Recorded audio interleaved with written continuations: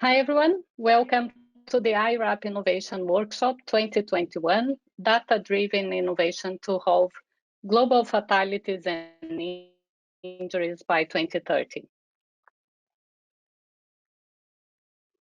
We have simultaneous translation available in Spanish, French, Portuguese, and Russian. You just need to click on this link that's available on the chat as well. This will direct you to another system where you hear in your language of choice. Today we have 3 sessions. Session 1, a world free of high-risk roads. Session 2, data-driven successes in safety. We'll have a break of 15 minutes after session 2, and then we'll have session 3 on how could big data change the game for road safety. And at the end of the sessions, we'll have a summary of the day's discussion. Feel free to use this hashtag InnoRap 2021 to post on social media. We'll also be doing some tweets and posts about the presentations. Please hashtag us and share your inputs about this webinar. Our webinar will have 3 hours. All attendees are muted, but you are welcome to post your questions on our chat at any time during the presentation. You can see the chat on the field, you can see the chat field on your control panel. So please post your questions there and the moderators will read the questions to the presenters. So also this webinar is being recorded and the video and presentation files will be posted on our website. You'll receive an email with the link next week to access these files to you. So now I will hand over to Monica Olislagers. She's the Global Innovation Manager and Cities Specialist at iRAP, and she will be moderating the opening session, A World Free of High-Risk Roads. Monica, the screen is yours. Thank you, Ali. Welcome to the iRAP Innovation Workshop 2021. We are so pleased you can join us. My name is Monica Olislagers. I am iRAP's Global Innovation Manager and will be your host for this first session. Due to the pandemic, this is the first time our annual innovation workshop has been held as an entirely online event. However, with that brings even more opportunity to hear from leaders in road safety and data innovation from all over the world and engage with more of you than ever before. We have had a spectacular response to this event with registrations from more than 1,200 people in 117 countries, and I promise it won't disappoint. This year's workshop is a joint effort with the Regional Road Safety Observatories and is made possible by the ongoing support of iRAP's major donor, the FIA Foundation. I'd like to sincerely thank those who have worked hard to make this event possible. Aside from this, there is another reason this year's event is of particular significance. 2021 is year 1 of the United Nations' second decade of action for road safety. The focus of this workshop, which is data-driven innovation to halve road fatalities globally by 2030, aligns with the target the United Nations General Assembly has set for this decade. So with that, I'd like to extend a very warm welcome to our honoured guests, speakers, panellists and participants. Before we get started with the first session, first we'd like to hear from you. In a moment, there will be some multiple choice questions appear on your screen for you to answer. I'll read each one out for those who are listening via the translation. Question 1, what interests you about this innovation workshop? Is it A, learning more about regional road safety observatories, B, knowing more about using data for road safety, C, both A and B, or D, something else? And if you can just use the quick poll that's appeared on your screen and press submit when you're ready, I'll provide approximately 20 to 30 seconds for answers.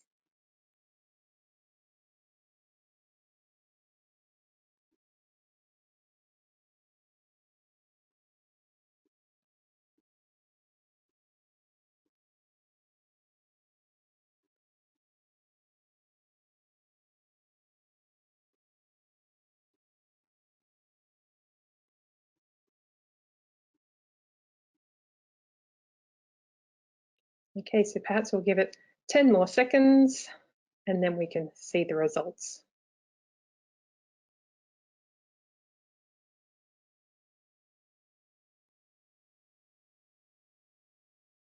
Okay, let's have a look at the results.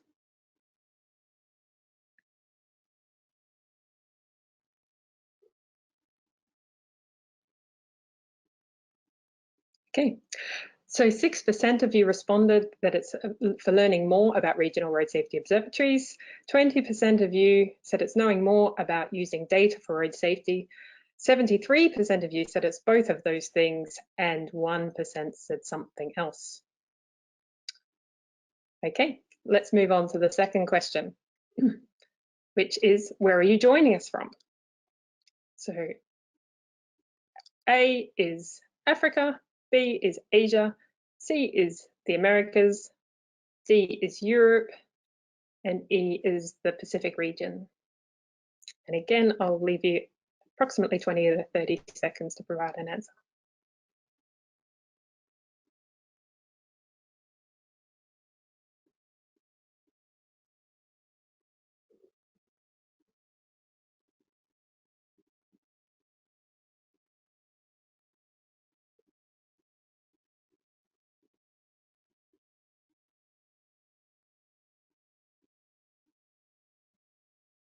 Okay, I'll provide 10 more seconds and then we'll close the poll.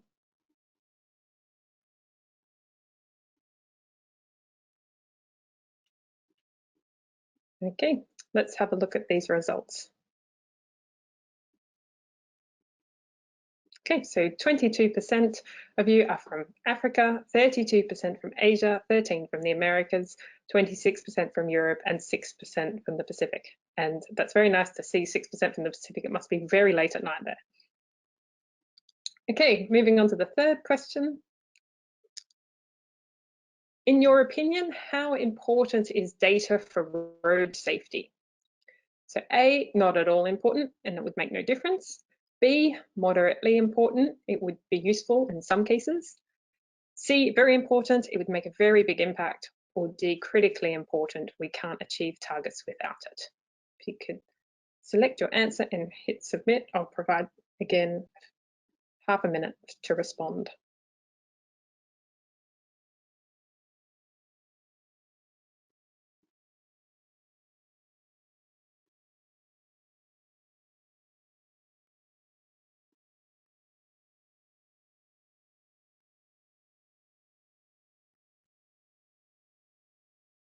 So perhaps 10 more seconds for those last few.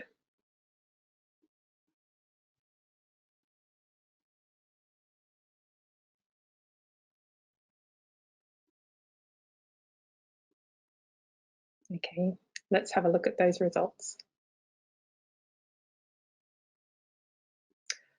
So no one answered not at all important, it would make no difference. So that's nice to know.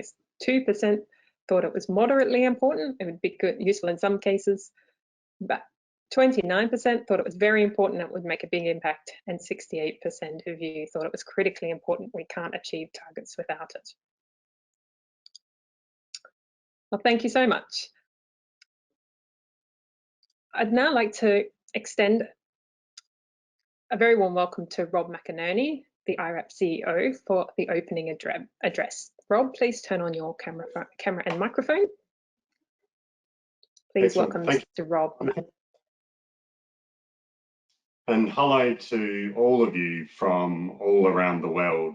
The iRAP Innovation Workshop is my favourite event of the year.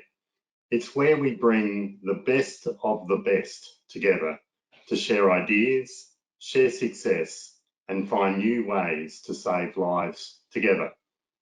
Firstly, I would like to thank iRAP's major donor, the FIA Foundation, and all of our supporters around the world.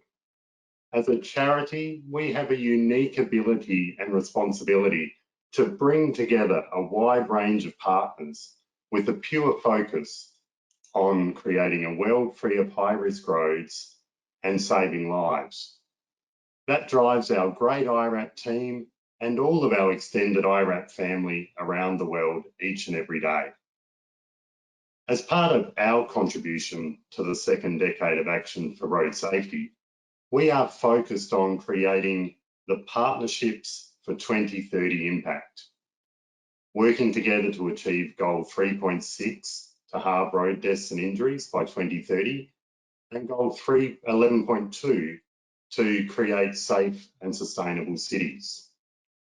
This is our 9th innovation workshop, where we tackle a different theme every year, with the focus this year on data-driven innovation to halve road fatalities and injuries by 2030. And so I would especially like to thank our co-hosts for this year's event, the Regional Road Safety Observatories from all around the world, the African Road Safety Observatory, Asia Pacific, Ibero-American, the European Road Safety Observatory, the Western Balkans, and of course, the soon to be launched Eastern Partnership Road Safety Observatory. We are proud and honoured to work alongside you all for this year's event. I would also like to thank all of our innovative speakers, and in particular our special guest speakers for this session, the UN's Special Envoy for Road Safety, Mr. Jean Todt, the Director of WHO, Dr. Etienne Krug, and the World Bank's Miss Veronica Raffo. Thank you. Halving road deaths and injuries will not come easy. We did not get there in the last decade. Therefore, we have to do things better in the decade ahead. That needs innovation. Innovation in the way we share knowledge, the way we scale action, and the way we celebrate success. That needs partnerships. Partnerships that ensure we make the most of the skills of every UN agency, every government, every researcher, every company, and every charity and NGO like iRAP. Partnerships that bring us together to mobilise the best we can all bring to the common problems we are trying to solve. That needs the celebration of success. With each new upgraded road, upgraded city street, or upgraded school entrance, we need to celebrate each and every 3-star or better journey for pedestrians, cyclists, motorcyclists, and vehicle occupants. With each new success story that contributes to the new global plan and the 12 global road safety performance targets, we need to measure impact and celebrate that success. And with each new life saved, we must pause and recognise just how special that is to save a life. The Regional Road Safety Observatories will play a key role in making that possible. The harmonised data collection within and between countries will allow innovation in technology that drives the efficiency and the scale in data collection. And with that right data, we will measure the right things and we will guide investment to the right places. We will ensure good spend of both public and private investment that delivers results. And we will create a world free of high-risk roads together. So thank you all from all around the world for joining us for this year's iRAP and Regional Road Safety Observatories Innovation Workshop for 2021. Enjoy the 2 days of the event and make sure you connect with each other during the virtual event and after to create the friendships and the partnerships that are key for us all to work together and save lives. Thank you.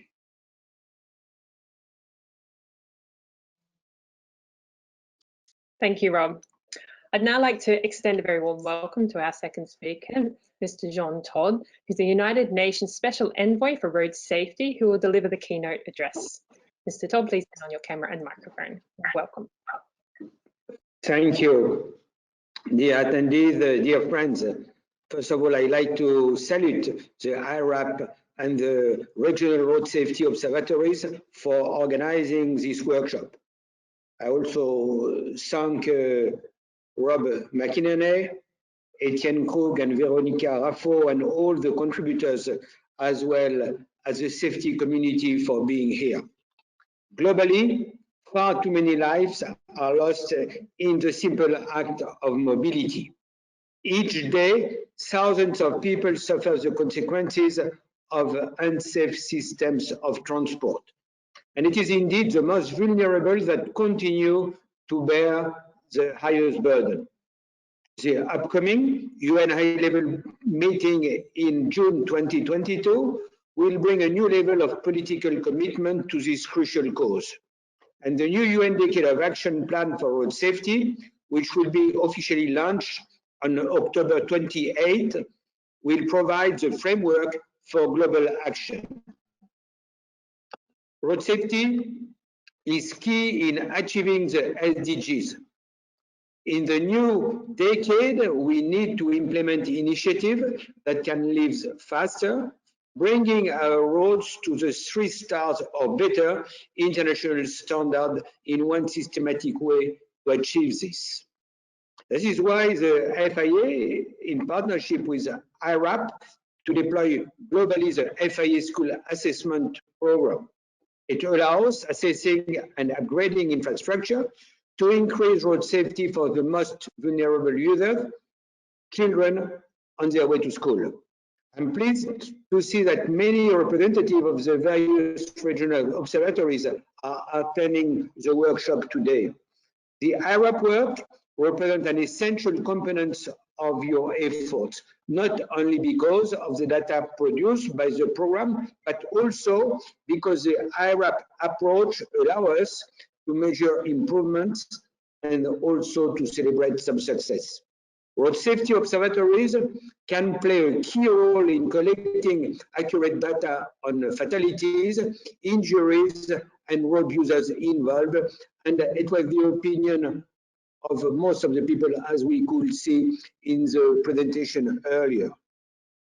Those data are essential to introduce comprehensive legislation and policies to address key risk factors, such as motorcycle safety in low and middle income countries.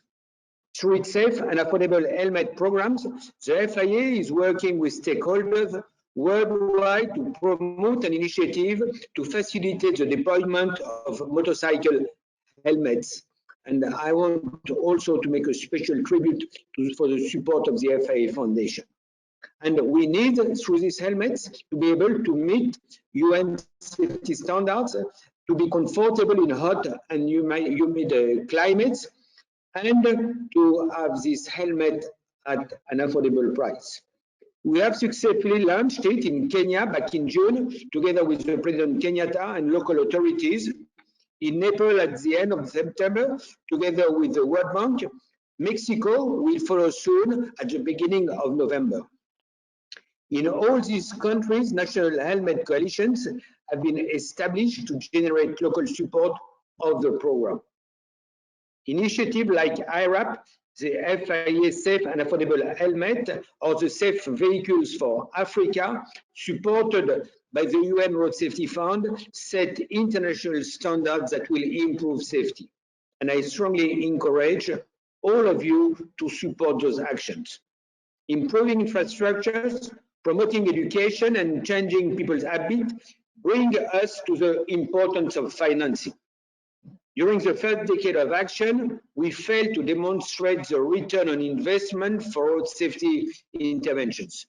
Nevertheless, we know that safety can bring financial returns, increase the percentage of GDP, and improve the prosperity and well-being of people worldwide. The 2022 UN Road Safety High-Level Meeting that I mentioned earlier will also address the importance domestic and international finance and also action for achieving the road safety related SDG targets. Data collected by regional road safety observatories can demonstrate where most efficient investment opportunities are. Good data help us identify where national and global investment, such as the UN Road Safety Fund and the Global Road Safety Facility, can be mobilized to reduce road injuries and fatalities. In the spirit of collaboration and better ways to work together that we are looking for today. Road safety needs a new start, a new effort from all, and I'm convinced that we can make significant improvements in the next decade with your commitment. And you know you can count on me, and I know I can count on you. Thank you. Thank you, Mr. Todd. Our next speaker, Dr. Etienne Krug, is Director of the Department for Social Determinants of Health at the World Health Organization. Dr. Krug will be talking about the United Nations Decades Plan and data needs for the global targets. Dr. Krug, please turn on your camera and microphone. Welcome. Thanks so much. And hi, everybody. I am afraid my camera is not working, so we will have to do without, but it's a real pleasure to join all of you today to open this session of on innovation, looking particularly at data. I'm delighted to be here, one, because it's a crucial time. We are at the beginning of a decade of action on road safety, 2021-2030, with a very ambitious goal, a 50% reduction in road deaths and injuries, as you all know. And the question is, how are we going to achieve such an ambitious target all over the world, not just in a few countries as we have done in the last decade, but really achieve this at the global level? Well, there's a new plan. The new plan has been developed over the last several months in close collaboration with many of you, with an open consultation where all governments and stakeholders could contribute to. And this plan, as Jean said, is going to be launched on the 28th of October. What does it say? Well, on one hand, it is calling for building on what we know works. We know we need to work on infrastructure, such as what iRAP is doing, on better vehicles, old and new, on improving road users' behavior, and on better emergency and trauma care and post-crash response. These are lessons learned not only from the first decade, but also from many countries that have succeeded in improving the situation on their roads. But there's also a number of new ideas, which includes pushing for a modal shift. We just cannot continue to base our transportation on a car-based model. We need to promote more walking, cycling, and public transport, and therefore we need to make that safe. One of the other new axis of this plan will be to focus more on speed. Speed is a key risk factor, the key risk factor, which needs to be addressed throughout the decade in a much more ambitious way as what we have done so far. We need to focus more on children and youth, which are one of the age groups that's most affected since road traffic crashes are their leading cause of death, and involve them in the response. And we need to work more with the private sector, who can make key contributions, both in the products it's producing, but also in contributing to road safety efforts more in general. So we have a plan. We're going to launch it on the 28th of October, and I hope all of you will join us in calling on your governments to develop your own national and local equivalents of the global plan. This global plan will serve no purpose if it is not adopted at the national and local level by all governments through the development of equivalent plans for the next decade. We also know that if we are to achieve this 50% target, we need to understand better how big this problem is, what the key groups are that need to be targeted for the responses, and we need to have data to evaluate. So investing in data, which is the proposal of this webinar and then one coming up, is key. When WHO compiled the latest global status report on road safety, we did contact all countries in the world to receive information on mortality in their countries. If you add up all of the deaths that were reported to us, you arrive at about 630,000 deaths, while our estimates are closer to 1.3 million deaths, showing that there's dramatic underreporting in all countries of the world. but particularly in some regions. While at the global level, you can calculate this is about half of the deaths that are being counted compared to the global total estimate. In Africa, we had about 60,000 deaths compared to an estimate of 270,000, and in the Western Pacific, about 100,000 compared to an estimate of 320,000, which shows that data is a challenge everywhere, but particularly in some parts of the world. So I was very happy to see that about half of the participants in this webinar are joining us from Africa and Asia. So please continue to invest in data. We've seen that even the poorest countries can make progress. We've worked with Thailand a few years ago, and their estimates from 2015 was 14,000. It's now at 21.7 thousand, which is much more close to the 22,000 we have estimated. We've worked with Senegal, we've worked with Zambia, with a number of countries where resources are scarce, to work on improving their data collection systems. And big improvements have been made, showing that with the right investment, with the right technical expertise, we can get there. So a big thanks to the regional observatories, to iRAP, to all of you who are working on this with us, because progress is possible and progress will happen if we collaborate on this together. So I wish you a great webinar, great discussions, and we look forward at WHO to work with all of you over the next decade. Thank you very much.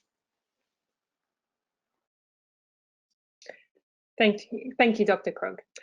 Our next speaker is Ms. Veronica Raffo, Senior Infrastructure Specialist at the World Bank. Ms. Raffo will be talking about the World Bank Regional Road Safety Observatory partnerships. Veronica, please turn on your camera and microphone, and welcome. Thank you, Monica, and thanks to the iRAP team for inviting us to participate in this interesting innovation workshop, which is indeed one of the best events in the year for road safety. I want to share with you today three messages. The first one is why our focus, or the reasons for our focus and commitment to data, quality data. The second, why, or the reasons for our strong partnership with regional observatories. And third, why our focus on innovation to improve data quality in road safety. So on the first message, high quality development data is a must for development impact. The World Bank is committed to improving data quality for development, and precisely our work on road safety is a reflection of this commitment. We know that high quality development data is a foundation for meaningful policy making, for efficient resource allocation, and for effective public service delivery. Unfortunately, even as new technologies make more data and wider uses of data possible, there are still many blank spaces on many areas of the global data map, and road safety is one of these areas, an area where data is desperately needed. Etienne just now mentioned the big discrepancies between national figures and WHO figures. Reality in many countries shows that the quality of data gathering methods and processes is very poor, and this is part of the reason for the deficiency in the design of policies for road safety. We know that effective action can only be taken if it is targeted and measured with accurate data. We need to work, therefore, on improving collection methods, as this will be the basis for enhanced policies and interventions.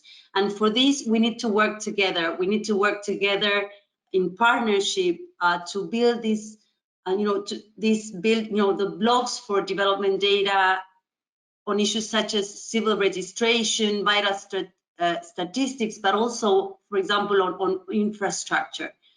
We see a huge potential offered by new technologies and new sources of data that can help us save time, increase accuracy, enhance precision, and understand and manage our world in new ways.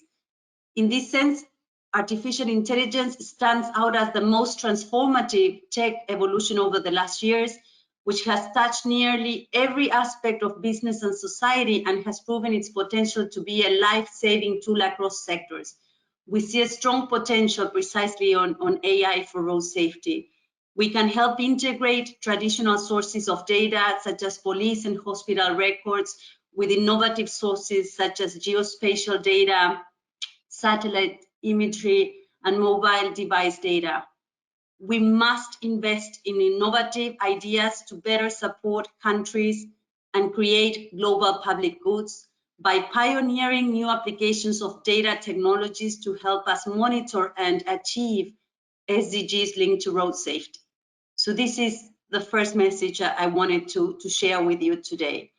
The second, as I mentioned, is the reasons for this strong partnership with regional observatories.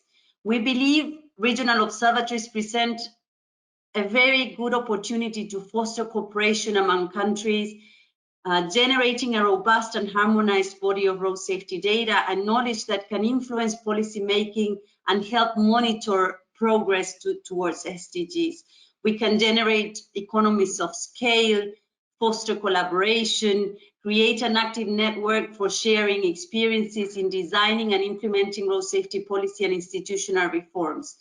You know, the World Bank has been working on supporting the establishment of regional observatories starting in 2010 in Latin America. And by now we've been working with all of you present today, all these international organizations and regional organizations, to foster the creation and establishment of regional observatories across all regions, Africa, Asia, the Western Balkans, Eastern Partnership, and now the ARAP region.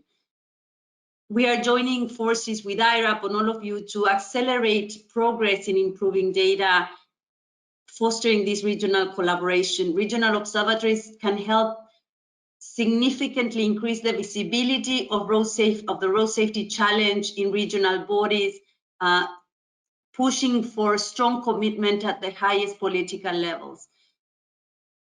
We will continue to provide support to regional observatories and work very closely with all of you. And the final message I wanted to share is this need to embrace new technologies and take that leap to foster innovation on how we collect data. We know how scarce resources are for road safety, so we need to make the most out of those scarce resources. And one way of doing that is using these new technologies to lower the cost of improving the quality of data. New technologies are emerging with groundbreaking innovations to tackle world issues. The World Bank is committed to leverage this opportunity to support regional observatories in data collection efforts to ensure high quality, low cost, repeatable and scalable tools. And this is one of the reasons why we are partnering with iRAP on developing research and development efforts and initiatives to improve precisely the quality of development data. We are partnering with iRAP to develop an artificial intelligence method using big data sources to generate maps where 75% of travel occurs and collect road infrastructure attributes to define KPIs. This methodology is being developed in 2 countries, Kenya and Ethiopia, as pilots, and our plan is to then replicate these efforts in other countries in Africa and in other regions as well.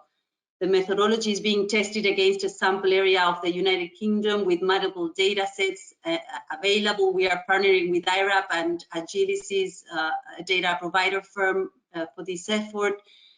And we're working on these pilots to allow the team to look at the differences and complexities that this methodology will face across low and mid-income countries to ensure scalability. The focus of this project is on gathering all road users' data and generating 75% travel maps. This objective aims at supporting countries and the observatories to ensure that they work towards ensuring a safety on on the roads where 75% of travel occurs, in line with and to help monitor the UN voluntary targets linked to road infrastructure safety. So as you see, our commitment on improving data will continue. We need to continue investing on improving data sets and data quality. And the World Bank looks forward to working with all of you in strong partnership to achieve this goal. Thank you. Thank you very much. Thank you, Veronica. I would now like to hand over to Maria Sege Gomez, Special Advisor for Road Safety at the FAA, to introduce our panelists who will be discussing the critical role of regional road safety observatories in managing and measuring infrastructure performance and progress to date. Maria, please turn on your camera and microphone, and over to you. I hope the camera is already on and that you can hear me all. Thanks, Monica, for the introduction, and welcome all. It's really exciting to have this workshop with so many attendees already. I think we are nearing 400 people online and many more receiving the recordings later on. My name has been said, and yes, I'm the FAA Road Safety Advisor who is engaged in the daily work of the establishment and development of the Regional Road Safety Observatories, together with Veronica Raffo from the World Bank, who just spoke, Veronique Feipel from ITF, and Nan Tran from WHO. The four institutions a number of years ago started this international collaboration, trying to make sure that countries in most need for substantial improvements in road safety and road safety data got efficient manners to get around. And I'm very pleased to confirm that today we have 7 regional road safety observatories around the world, and that today in this panel we will have the representatives of 5 of them. And so I will be calling you by name, and if you don't mind turning your cameras on as I call your names, I welcome that. First and chronologically, I would need to raise to call for Pablo Martinez Cariñano, who not only is the head of the Argentinian National Road Safety Agency, but he also presides over the Ibero-American Road Safety Observatory. Unfortunately, Pablo had an emergency this morning, and he's been replaced by Analia Pastran, who's the responsible for the international relationships in the institution. So Analia, welcome. Next, I will welcome Benesse Boulejul, who also heads the Moroccan National Road Safety Agency, but he chairs the Transitional Steering Committee of the African Road Safety Observatory. Welcome, Benesse. Next is David Shelton, who recently joined the Asian Development Bank, and he now leads the secretariat, the technical secretariat of the Asian Pacific Road Safety Observatory.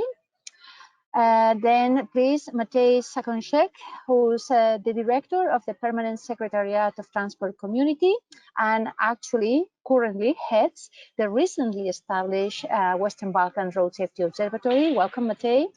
And last for today is Erekle Sherashili, who works at the Ministry of Economy and Sustainable Development of Georgia, who heads the partnership, who has won the technical secretariat for this Eastern Partnership Road Safety Observatory, which we have mentioned a couple of times, but yet needs to be formally launched. Nevertheless, here is Erekle. Welcome you all, and I appreciate the opportunity to present you to the world, to the audience, who, as has been stated, is keen not only about learning on infrastructure data, but also on these regional road safety observatories.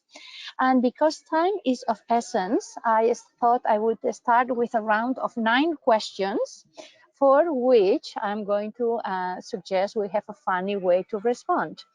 If the answer regarding your observatory is a yes, please show a thumbs up. If the answer of your observatory is a no, please put thumbs down. But if the answer is maybe, well, Google your hand, and that way we all will know where we are around the world. And you see in the map The colors represent the different observatories. Yellow and orange is Latin America.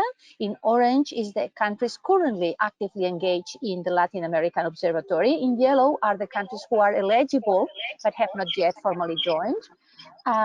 In green, you have Africa. The same darker color means stronger participation. Blue, you have Asia Pacific. Then we have golden for Western Balkans, and we have purple, light purple for EAP. And I apologize because Belarus should not be colored in this map since Belarus has not joined yet. But nevertheless, here you have an overall presentation. So first question for you. Has your Regional Road Safety Observatory collected any original data on road safety from your member countries during 2020 or 2021? Yes, no, or that is either yes or no. Yes for Africa, yes for Western Balkans, and yes for OISEVI. Good. And yes for ERECLE. Perfect. So 4 out of the 5 on the screen have performed original data collection. So the second question is, does this data that you have collected include information on infrastructure in your countries, in your member countries? We don't see your wiggling. Good. Thank you. Good. So some data has been collected. Does all your regional observatories have work plans in place? Do these work plans include actions on the collection and standardization of infrastructure data?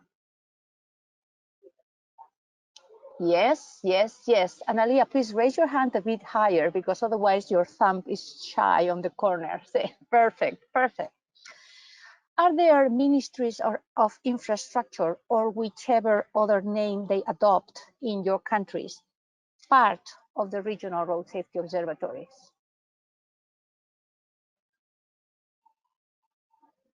Good.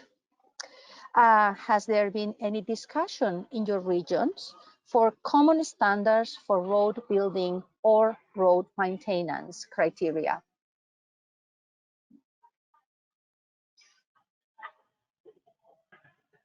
Well, it's very nice to see the thumbs up, but it's also very nice to see the wiggling because that only leaves room for work. Have your observatories published any analysis on the state of roads in your region? No? On the state, not the state of road safety, the state of the roads, the road infrastructure, okay? Have, if your observatory has a direct link with a political institution, like in the case of Europe with the European Union, not in the panel, in the case of OISEVI with CEHIP, in the case of Africa with the African Union, if you have this direct link with political entities, is there any possibility that the observatory feeds into these political entities regarding infrastructure development and the safety of that infrastructure?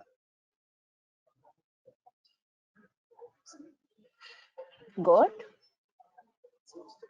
Asia Pacific needs to work on this. And the last question from my side, has your observatory direct participation of financial entities who engage in road infrastructure building or maintenance? Is within your observatory, do you have within your observatories World Bank, regional development banks, any other financing institution that allows for growth and improvement of the data of the infrastructure? Well, thanks for this quick round, but I think we have managed to provide a very big picture on where we are in terms of the activity of the observatories and the things that tie directly today with the content of the workshop, and the things that could tie in coming months, weeks, months, and of course, along the next years. I will then shift to another means of communicating with you. I want to focus on a very concrete data-related aspect that suits all the observatories, and that is the collection of data on infrastructure, road safety related information on infrastructure, particularly because, as we all know, the UN Performance Targets 3 and 4 focus on infrastructure, and not only they mention issues such as that by 2030 all new roads have to achieve technical standards for all road users for them to meet a 3-star or higher, but also that 75% of the existing roads, the travel on existing roads, meet that 3-star or higher standard. So in the context of these targets and in the context of the proposed indicators to measure the evolution towards those targets, I place an open question to you. Are you incorporating collection of road infrastructure data in your road safety observatory? And I will first call on Erekle for an answer on this issue.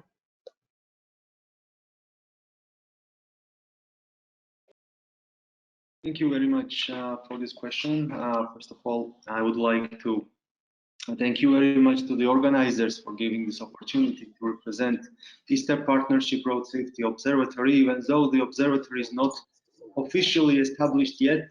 Thanks to the European Commission and the World Bank, we are one step away from final launching of the Eastern Partnership Road Safety Observatory, which will consist 5 countries at this stage, so-called eastern neighbors of the European Union, which are Georgia, Armenia, Azerbaijan, Ukraine, and Moldova.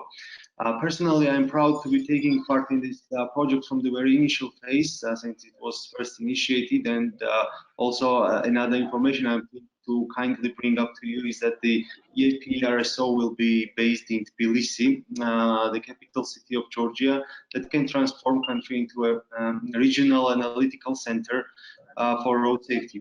Coming back to the question, thank you for this question. Let me inform you that Eastern Partnership Road Safety Observatory will be focused on aligning its data collection system with a common accident data set, so-called CADAS methodology, although taking into consideration the current data capacity and availability in the Eastern Partnership countries.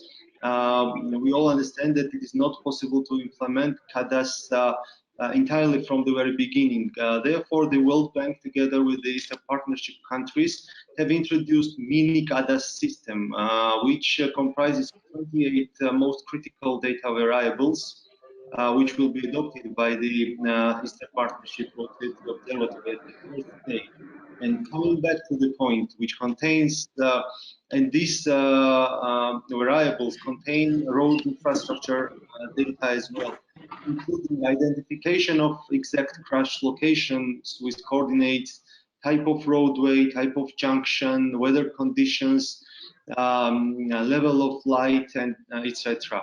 Of course, we all understand that after this infrastructure-related data is generated by national data coordinators and properly analyzed by the observatory, it would become great tool for road safety engineers, our precious professionals, and other stakeholders as well, to open up their wings and start flying and acting with the aim of saving lives and preventing crashes on our roads.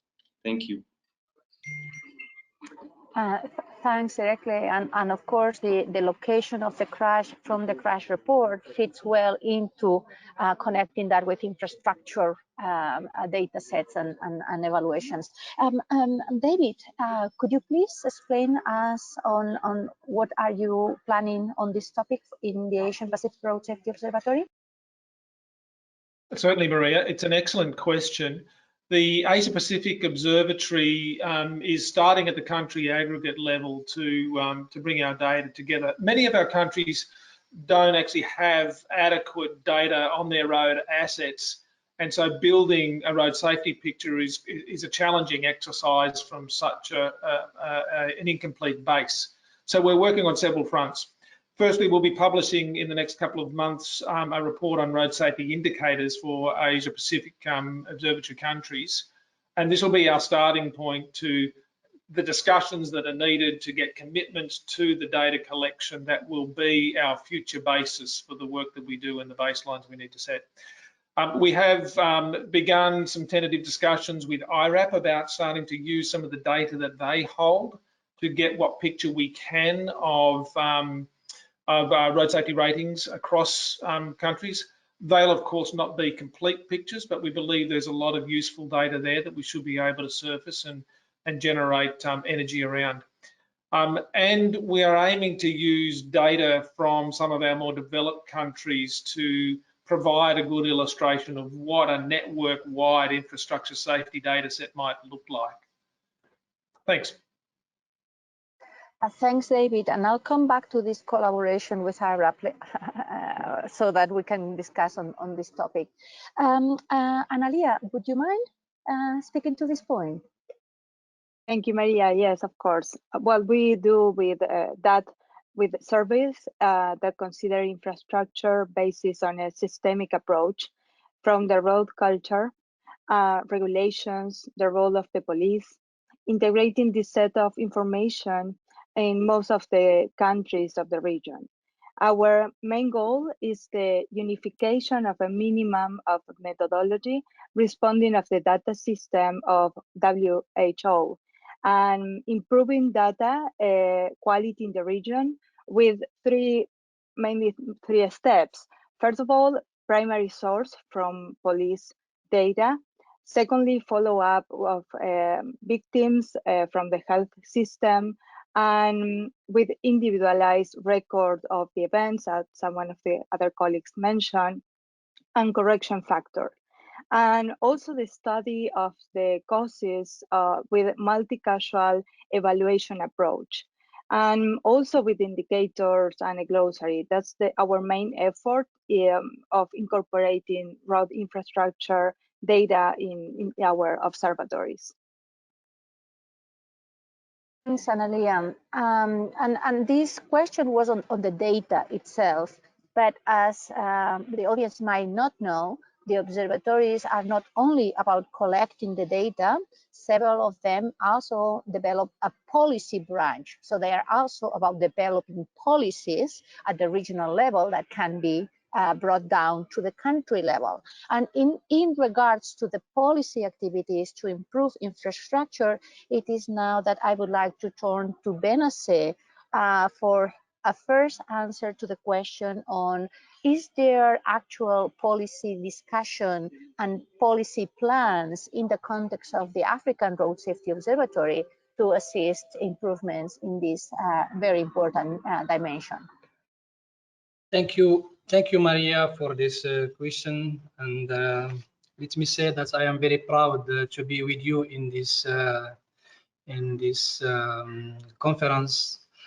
On behalf of our regional observatory, African Road Safety Observatory, let me say that I am very proud to see this level of improvement and to reach this level of achievement of this very, very important project in Africa. Just to remind maybe some of you that we started this huge project maybe 3 years ago, mainly in 2018, and we organized the first African Road Safety Forum in Marrakesh in 2018. And since that, we had seen a lot of improvement in this issue. And on behalf of the Transitional Steering Committee, let me say I want to congratulate and to thank all global organizations maybe who gave a lot of assistance, mainly technical assistance from African Union Commission, but also ISIS-ITP, FIA Foundation, ITF, and so on. And now let me say that we published already the first report related to 2020, and we got information from 18 countries from Africa, and we hope to see maybe more improvement in this issue and to see more countries maybe joining this very nice project. And today, from this first result and from this first report, we have a section dedicated completely to infrastructure, and in the target And our vision in ARSO is to be aligned with global standards in all issues related to safety, mainly also to when it comes to infrastructure. Yes, we are discussing in the steering committee and also with indices, and we hope to organize this meeting with indices very soon, maybe in the beginning, by the end of October, or at least in the beginning of November. And we continue to discuss to maintain or to adopt policies related to the improvement of infrastructure, because it's very important. But now we focus also on the quality of data we have to collect to convince countries and members that data is very important. It's the first start. It helped to build up a very sound strategy, and we are working in this issue. And I am very optimistic for the future in Africa regarding this issue. Thanks, Benace. And if you don't mind me adding to your answer, I think it's important to inform the rest of the audience that in the case of ARSO, in the case of the African Road Safety Observatory, for countries to formally adscribe to the observatory, they must adopt the African Union Road Safety Charter, and that is the highest declaration of political will, if you want. And so I'm just trying to emphasize the fact that yes, there is a very strong connection in there as a very nice example. But I agree with everything that you've said, of course. So this is now the turn for Matej to explain to us how the policy fits into the observatory activities. Good morning, Maria. Good morning to everybody.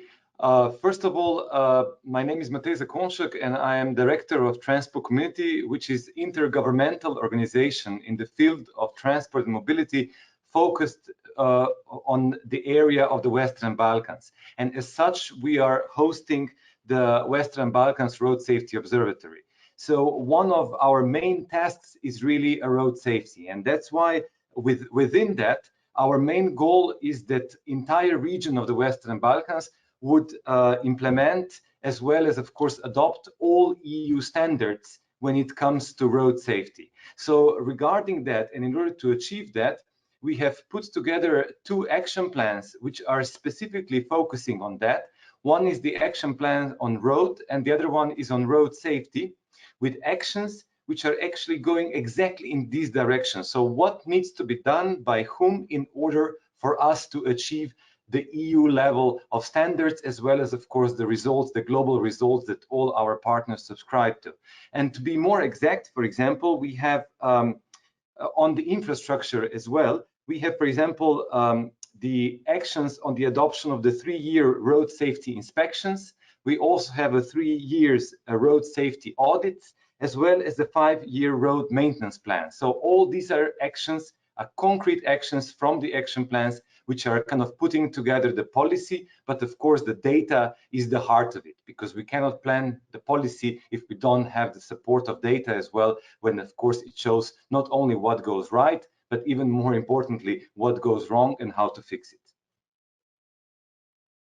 Thank you, Matej, for this very important point, in that even though we try to keep data and policy conceptually separate, the fact of the matter is that they are so closely intertwined that in our speech it's hard to say what belongs what and what belongs where. So I think your words are very, very rightful. Of course, we look forward to questions from the audience, and if by any chance there was no time to answer them all, rest assured that there will be written answers after the event. And so feel free to keep posting your questions. We are nearing the end, and I would not like to stop without asking you on a very pragmatical question, because we always sell the observatory's concept as the catalyzer that brings the big plans, the big dreams, the big objectives, for example, the UN plan for the decade, into country level action by acting as a pool, a place where we can talk more conveniently and more freely and more openly about the problems of bringing down to earth the big ideas. And I'm going to end on my side with one question. Just by way of example, when in Spain I tried to evaluate how many road owners there were responsible for any amount of kilometers on the road, I learned a very complicated truth, and that is that there are more than 1,000 owners. People think of the Ministry of Infrastructure, but then you have the regional governments, you have the municipalities, you have the rivers, corporations, and blah, blah, blah, blah, blah, blah. Have you gone through the exercise of identifying how many interlocutors would you need to face within your regional observatories? And have you given any thought on how to best address the multiplicity of players that play a role in the infrastructure challenge, road safety challenge? And I will start with chronological order, but I please beg you very, very brief answers. So Benose, go ahead.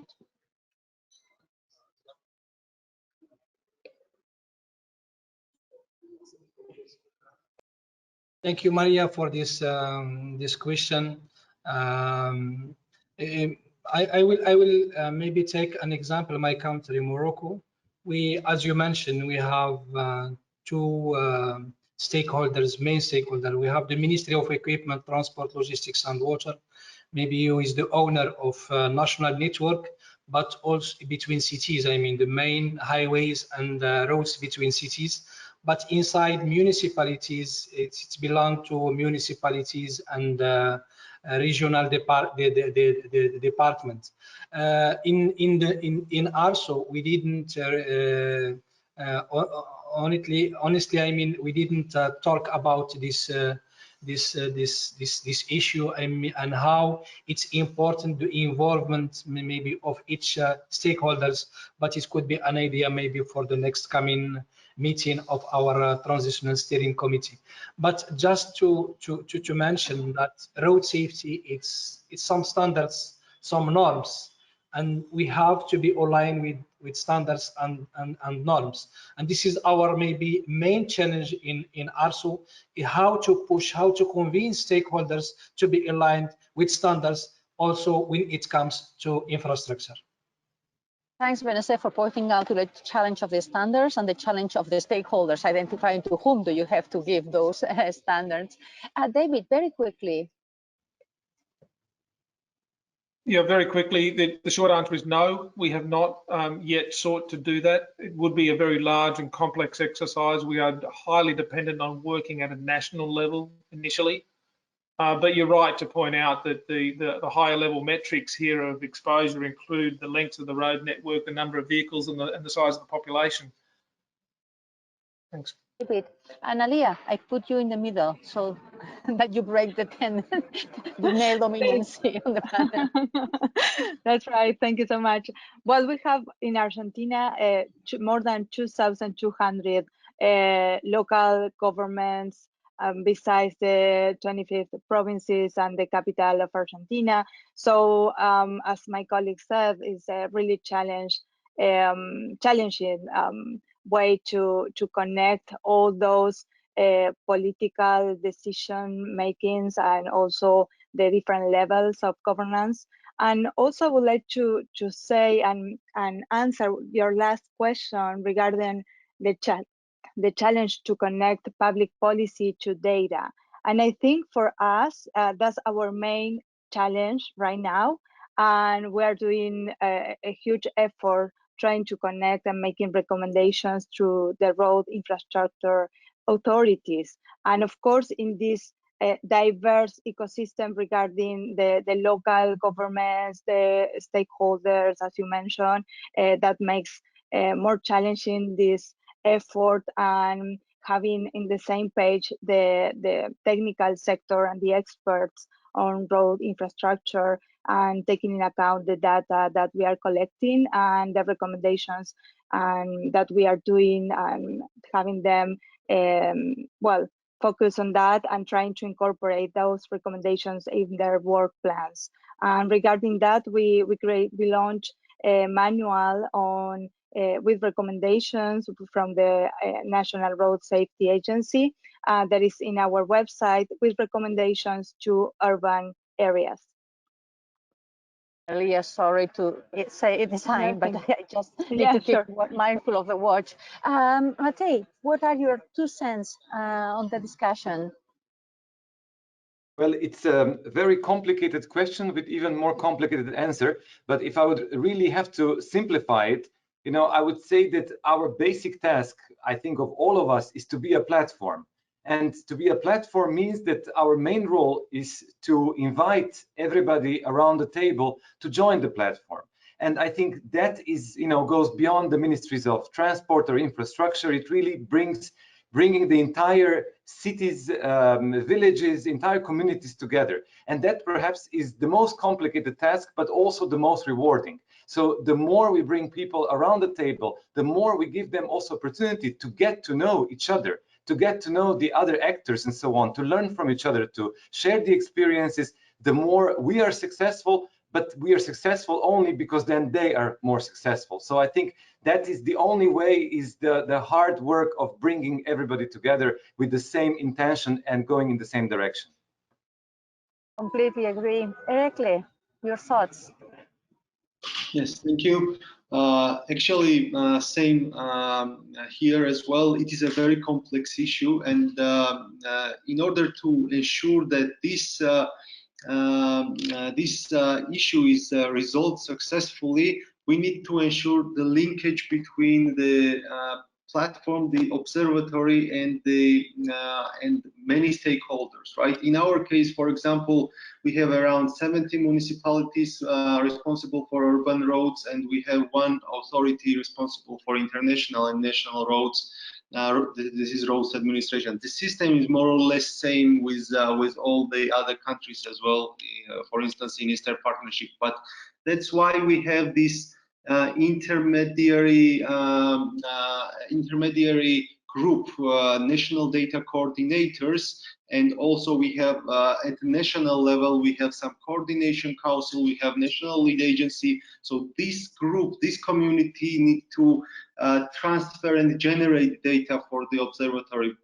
I think that solely the observatories won't be able to complete this task individually, so they need assistance from the national stakeholders, and this is very important. It is all about establishing working, fruitful relationships, as you have all pointed out. And with that, I thank you for the fruitful roundtable that we have had with lots of topics and relatively little time.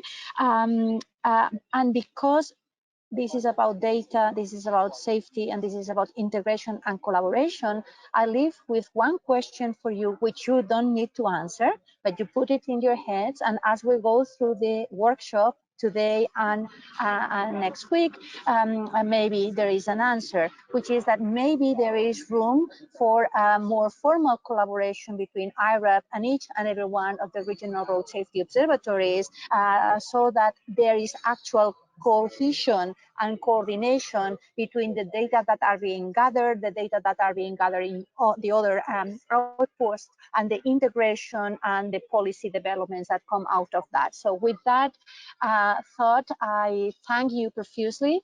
I really think this has been a very lively roundtable, and I leave the floor to Monica, who needs to introduce us to session number 2. Thank you very much. Thank you, Maria. That draws the first session to a close. I'd like to thank all of the speakers and panelists for a great discussion. I'm now going to hand over to Mr. David Shelton, Senior Transport Specialist of Road Safety at the Asian Development Bank, for the second session on data-driven successes in safety. David, please turn on your camera and microphone, and over to you. Thank you, Monica, and thank you for Maria for that excellent session. I'd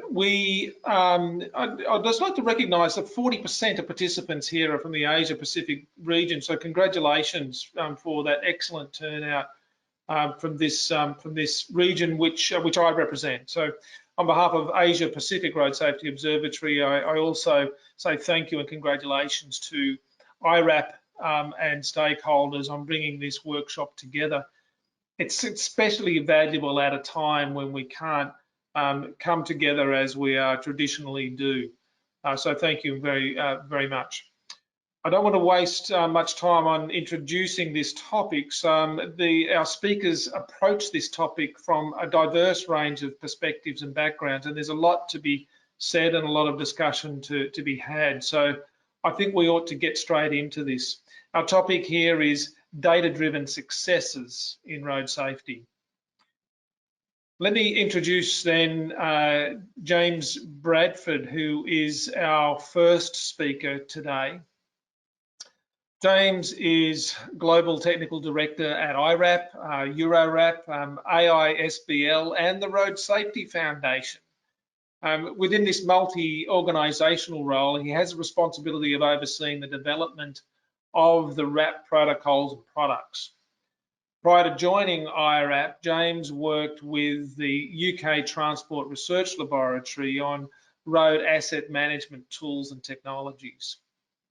He has a master's degree in engineering and a diploma in industrial studies. James is going to introduce to us iRAP's new artificial intelligence tools for road safety assessment. Welcome, James. Thank you very much, David. So can I start off firstly by highlighting the real importance of the UN road safety targets as part of achieving the SDGs. And in particular for us at iRAP, of course, you've got the two infrastructure ones, that's Target 3 and Target 4. And as part of actually achieving those, as iRAP, we're very much committed to those and the role of our star rating with those. So very much I'd like to highlight that the star rating can be used as an international benchmark for road safety infrastructure. So if we were to take this 3-star road from, or let's call it a 3-star road from Sweden, and dig it up, if we put the same speed on it and the same flows on it and put it down into Kenya, it would still have the identical star rating. It would still be 3 stars.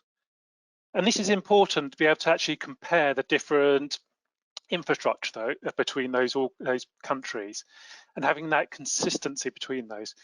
Of course, we all know that the star rating is an individual measure. And actually, if you did it collectively and did the iRAP fatality estimations, hypothetically here, you could see that, of course, they wouldn't align because of actually all the different characteristics in the country, whether that's vehicle fleet or other things like seatbelt wearing. But the only way that this can be achieved is actually through the iRAP standardization of road features. So that's these different features. We're collecting about 50 of them for every 100 meters of a road. And when I say we are collecting them, it's not necessarily us as iRAP, but it's actually the suppliers we have around the world collecting those to a consistent standard. It's about harmonizing that data so you can actually compare equally between different countries. This is important for when you want to be doing not only star rating, but also providing KPIs or benchmarking between different countries and understanding how their performance and what's contributing to their performance. Now, traditionally, this has all been collected via survey vehicles going out and people manually collecting this data. But as we move forward, and as we've heard, AI plays a big role in changing that sphere and changing the game that's going on. So what I've done is bringing up this little diagram that Quadrant did of the Asia Pacific global market map. And you can see already that it's a really quite complicated map. There's multiple players, all operating in different areas, all providing data in different means and doing different very clever things with that data. This is a phenomenal amount of data we could do loads and loads of powerful things with. However, if you're a road authority or a road safety observatory, coming along to these and actually utilizing that data from one, it's often in their own bespoke format, or very hard to actually link it up with other data and align it, let alone if you decide to then shift to a different data supplier, that becomes a big mission in itself. So when we were looking at this, you can quite quickly see that there's actually patterns in the data. There's things like LiDAR data is actually becoming, if you look at the sources of it, likewise, a lot of it's telematics data, or maybe it's geospatial data. And this is what our starting point was with iRAP going, we can see the wealth of data that's already out there, but how do we get it into such a form that it's actually can be used globally? Because not each of these organizations cover the same market. Some of them operate on different areas and different countries and different territories. So what we did is actually rearrange those inputs and said, how can we get it to the point where we have those inputs coming in and they're actually created in or certified in such a way that they drive specific attributes that actually align back up with the iRAP attributes, so that then you can be actually comparing those attributes, collect them on a much larger scale, providing potentially more power in those, but also doing it more cost effectively.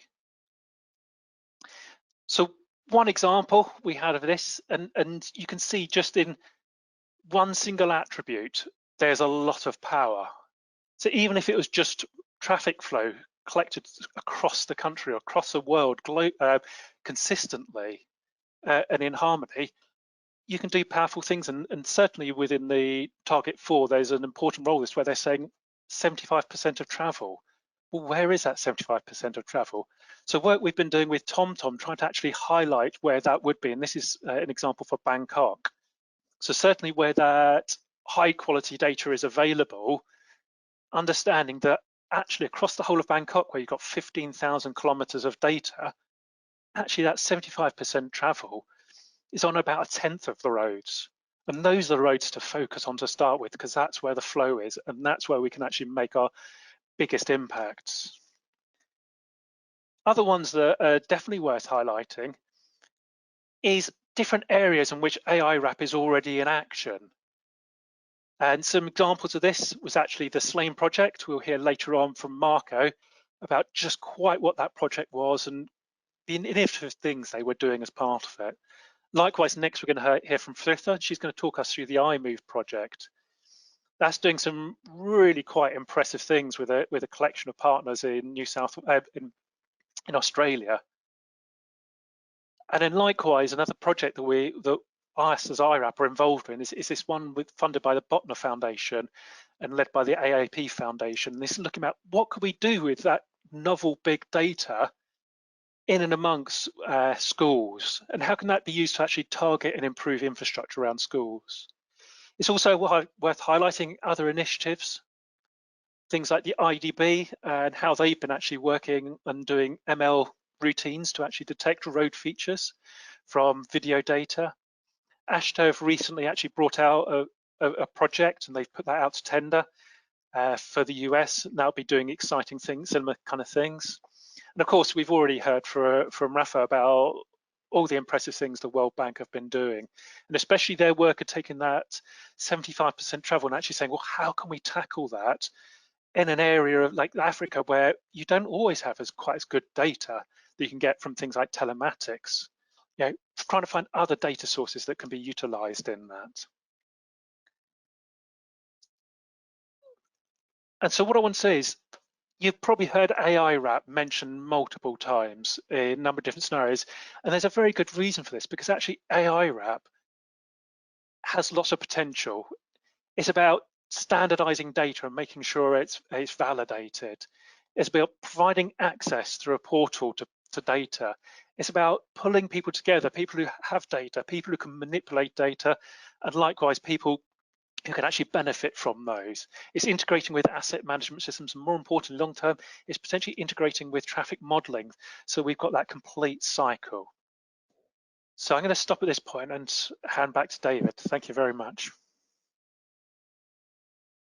James, thank you very much. And just as we move to our next speaker, can I encourage the audience, we will have some Q&A at the end of our speakers. So please enter your questions into the chat, and we will make some time to get to those. So next we're going to hear about the expanded opportunities that iRAP are providing for road authorities, and I invite Frida Argus to join us. Frida comes from Western Australia, where she is the Research and Data Coordinator in the Road Safety Branch of Main Roads, Western Australia. She supports and conducts research and analysis into determining high-risk locations on the West Australian State Road Network and prioritising these locations for funding. Preetha holds a PhD in epidemiology and a Bachelor of Mathematical and Statistical Science. Preetha is going to speak to us about these new opportunities that iRAP are presenting. Welcome to you, Preetha. Thanks, David. Yeah, so today I'd really like to talk about a pilot project that we undertook last year, and a little bit about how that went and also where we're planning to go into the future, but also some ideas about how you can get cross-organisational benefits from doing this sort of work. So briefly, the pilot project that we undertook aimed to test the use of 3D point cloud data and autonomous techniques to extract road and roadside features. And we had a number of features that we extracted, which will come up, here we go. And I won't read all of them, but as you can see, these are largely out of OSRAP features. And basically what we aimed to do was we procured off-the-shelf LiDAR and 360 imagery data for about 2,000 kilometres of West Australia's state road network. And we really tried to get a range of road types to try and capture as many edge cases as we can to really test those autonomous techniques. And if we have up the next, thank you. As you can see, here's a range of the different sorts of roads and the number of kilometres that we analysed for each. So for example, rural forest is mainly down in our southwest, where you have a lot of winding roads, usually through old growth forest. So you don't have a lot of roadside clearance, you've got trees up really close. Urban highways on the other side are really roads that go through residential or commercial areas. So you might have lots of property access points, lots of driveways, you might have bus stops, people's homes, those sorts of things. So really varied variety of, I guess, road environments. And overall, this was a really successful project. If we can get the video to play, see if it works. So this is a really early video that shows how the point cloud could be coloured up to see different parts or different attributes of the road. So I'm not sure if you can read those colours on the side there, but the purple represents trees. You can see the left and the right edge lines as well as the centre line there. You can see in the brown the power poles, and we could actually tell the difference between street lighting and a power pole or a signpost. In the green that's coming up here, we can see, I guess, painted median, and we could tell the difference between a painted median and a raised median, which was really cool. So yeah, it was a really successful project, and pretty much all our features could be seen in either the LiDAR or the 360 imagery, which is great. All right, we'll move to the next slide. So basically, our plan for where we're going forward based on this pilot project is we're going to procure LiDAR for our entire state network, which is around 19,000 kilometres. And we want to try and do that within 1 year, but we also want to have a recapture program where we're focusing on collecting about 20% of the network every year so that we can update and refresh. So you don't just do it once, but you're able to redo it over and over. And the aim would be to focus on areas that have either just had works done or are having works coming up so that you can really utilise this data to the best of its ability. Of course, we want to be able to extract those road and roadside features that are really important, and I'll talk a bit more about some of those a little later. We also are going to provide an interactive 3D web portal where people can actually go in and effectively drive the 3D network, almost like a digital twin or the beginnings of a digital twin, if you could imagine that. So people could take measurements of height or width or even volumes of things at the road or near the roadsides. And finally, to be able to help actually make all this happen, we're going to include or have an additional resource who will manage the capture and recapture program, but also provide ongoing support to our staff in terms of training and education about the use of these tools. I've got a little video here, hopefully it'll run, that basically just shows you what it could look like to be inside the 3D web portal. So you can see you can turn around and look at things. And as you can see, the LiDAR, the quality of it is really quite astounding. You know, you can see the curb there, you can even see the markings on the road, you can see the trees. You can even in some of these pictures, you can even read like what the street signs say and things like that. So it's really cool. Okay, next slide, please. Cool. One thing that I'd really like to talk about, and I think that this might help other people who are listening, particularly road agencies who might be out there and might be thinking, you know, how could we, you know, maybe start a project similar to this. But what has astounded me is the cross-agency benefits that have come out of the woodworks. So over the last year, I've had many different areas across our state road agency come to me and realize the benefit that they could get. So I'm just going to talk about a few of these. So obviously safety assessment, so being able to get those features and be able to undertake your OSRAP or your AIRAP road safety assessments, which is really important for national compliance. Next. But also things like network and asset management. So being able to locate, position and even identify power poles, speed zones to work out where your speed zone areas are and those sorts of things. Can even help with prioritization of low cost widening works because you know where, what your current clearance level is and what your current road width and shoulder width and things like those are. Yeah. Next. Obviously helps with project development in terms of being able to undertake early project works, trying to do design selections or selection options, those sorts of things. It also helps with early project design. So our road and traffic engineering team have been really impressed with the idea of being able to do autonomous site distance assessments, because at the moment they obviously spend a lot of time and energy trying to do those manually for every project, whereas as part of this, you could have it autonomously collected for every 10 meters down a piece of road. Thinking about route planning, particularly in terms of heavy vehicles. So knowing where your oversized, overmass vehicles could travel, where have you got overhead structures like bridges, things like that, that might impede on a vehicle being able to drive through there, or where have you got power poles or trees that are too close to the roadside and those vehicles couldn't travel through there. Next. In terms of environment, you know, this has the potential to be able to identify different species of trees and things like that, but also get an idea of volume of your various, I guess, environmental, your trees and shrubs and stuff like that, which might influence your ability to be able to do bushfire risk assessments, stuff like that. Of course, being able to collect this data, especially, you know, in an autonomous way, and having the whole network done in one go enables you to validate and update your existing corporate inventory. So if you already have an idea of what your roads and roadsides, maybe what the widths are based on ASCON drawings or whatever, but you're not sure how confident you are about your current data holdings, this would be a really great way to validate and update as well.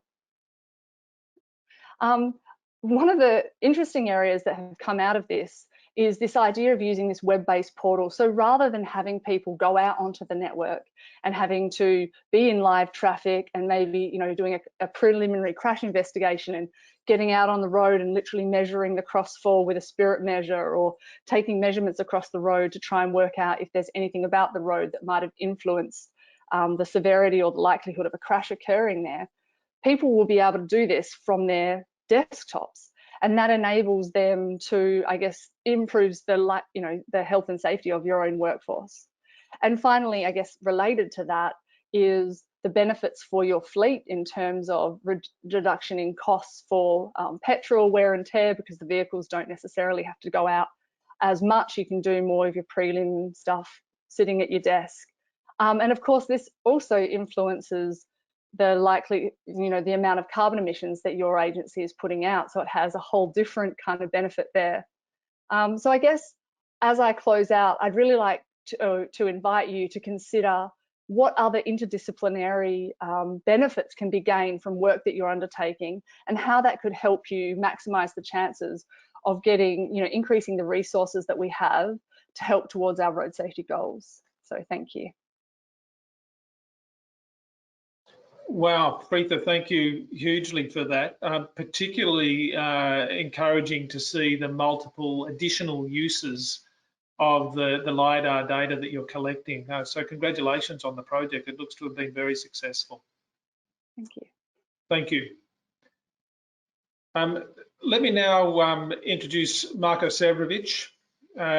He's going to speak to us about roads that cars can read. Marko is the head of the Department of Transport Planning at the University of Zagreb. He is also the Senior Road Safety Engineer at the European Institute of Road Assessment in Slovenia.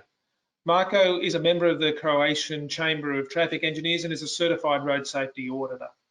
He's widely published in the fields of traffic planning and sustainable urban mobility planning, as well as road safety. Marko, welcome to the workshop. Thank you, David. And hello, everyone. It's a real pleasure joining you all, and thanks for this opportunity to present the SLANE project. Can we move to the next slide? SLANE was dealing with road infrastructure safety on the European core TEN-T network in 4 European countries. And it was done under the Connecting Europe Facility funding program. And in some tasks, in task 7.3 of the project, there were 2 main activities that I would like to present today. And that's number 1 is the assessment of the readiness of the core TEN-T in terms of the readability of line markings and signs for connected and autonomous vehicles. And the other ones is determining what are the key physical parameters required to assess if the road is CAV ready. Next slide, please. So in that project, a state-of-the-art summary of the literature was conducted, and from more than 100 sources, it can be concluded that the research is actually well established on the digital infrastructure, but it's relatively scarce on the physical one. So there is basically no clear understanding at this point on what changes are required on the physical infrastructure, and we can be almost certainly conclude that it's not just the signs and markings that need to be changed and adopted for the future vehicles. Next slide. The pilots and road markings were conducted in all 4 countries that were covered by the project: Spain, Italy, Croatia, and Greece. And the sign readability study was conducted in 2 of the covered countries, Croatia and Greece. Next slide, please. The data was collected by a survey vehicle equipped with a 360 high-definition camera, very similar to what we saw earlier, and a LiDAR device to collect images and point clouds data. And all of the collected information were, of course, georeferenced using a very high precision positioning device that enabled the collection of positions even in tunnels. Next slide, please. The most important conclusions drawn from the study are that even though the signs are standardized, there are unfortunately still some noticeable differences between signs in different countries. So this becomes quite important since almost all CAV sign detection algorithms require to be trained on labeled examples. This means that if we have different signs, the labeled example should be as close to identical to the signs actually being detected. In the bottom line, that means that the more diverse the range of the sign type is, the larger and the more comprehensive the training set should be. So basically, if you train the set in one country, because of the differences of the sign, there can be an issue with detection of those signs in some other countries. Next slide, please. The readability of the signs was tested on 5 key sign types. So we tested for speed limit signs, overtaking signs, stop signs, pedestrian crossing warning signs, yield signs, and plus another category was detected, and that was the variable traffic sign displays. Next slide, please. And on this slide, the first picture on the left shows 1 frame from the LiDAR intensity of return information that comes from the diffuse reflectivity and retroreflectivity of the laser beams. And this was basically used only to detect the location of the signs. Based on the images, the computer vision techniques were then used to identify the signs based on the classes that I showed earlier. As you can see in the provided table, approximately 10.6% of the signs in Croatia were not successfully detected. There is a difference on undivided and divided roads, and we can see that on divided roads, it was even worse.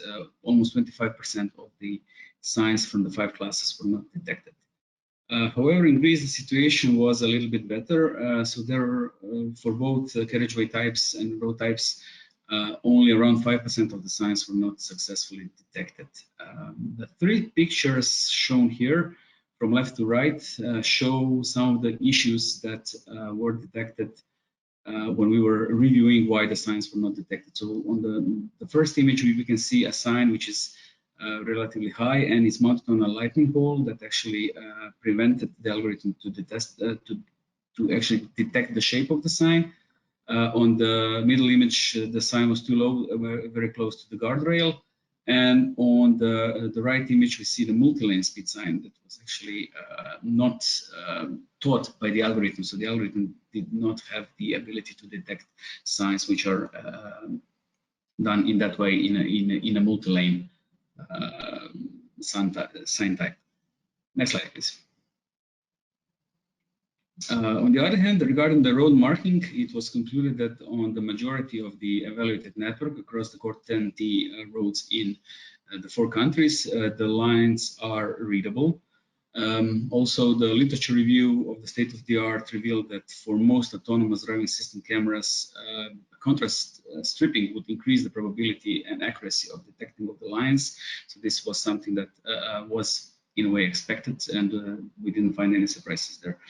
Also, we were checking what other researchers are doing, and so we concluded that most of the researchers actually agree that the minimal width of the road marking should be at least 150 millimeters or 6 inches. And there is some research still underway in EU, and actually at my faculty, there is some work being done on that sense for the future.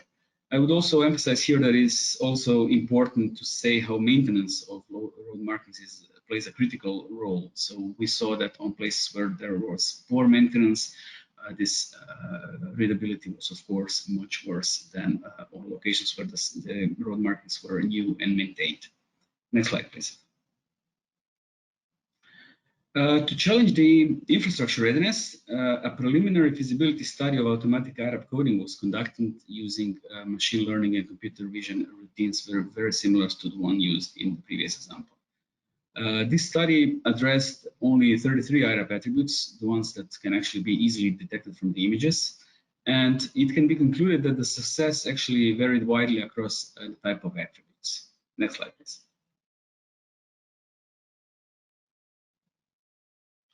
The process relied mostly on monocular video as the main input.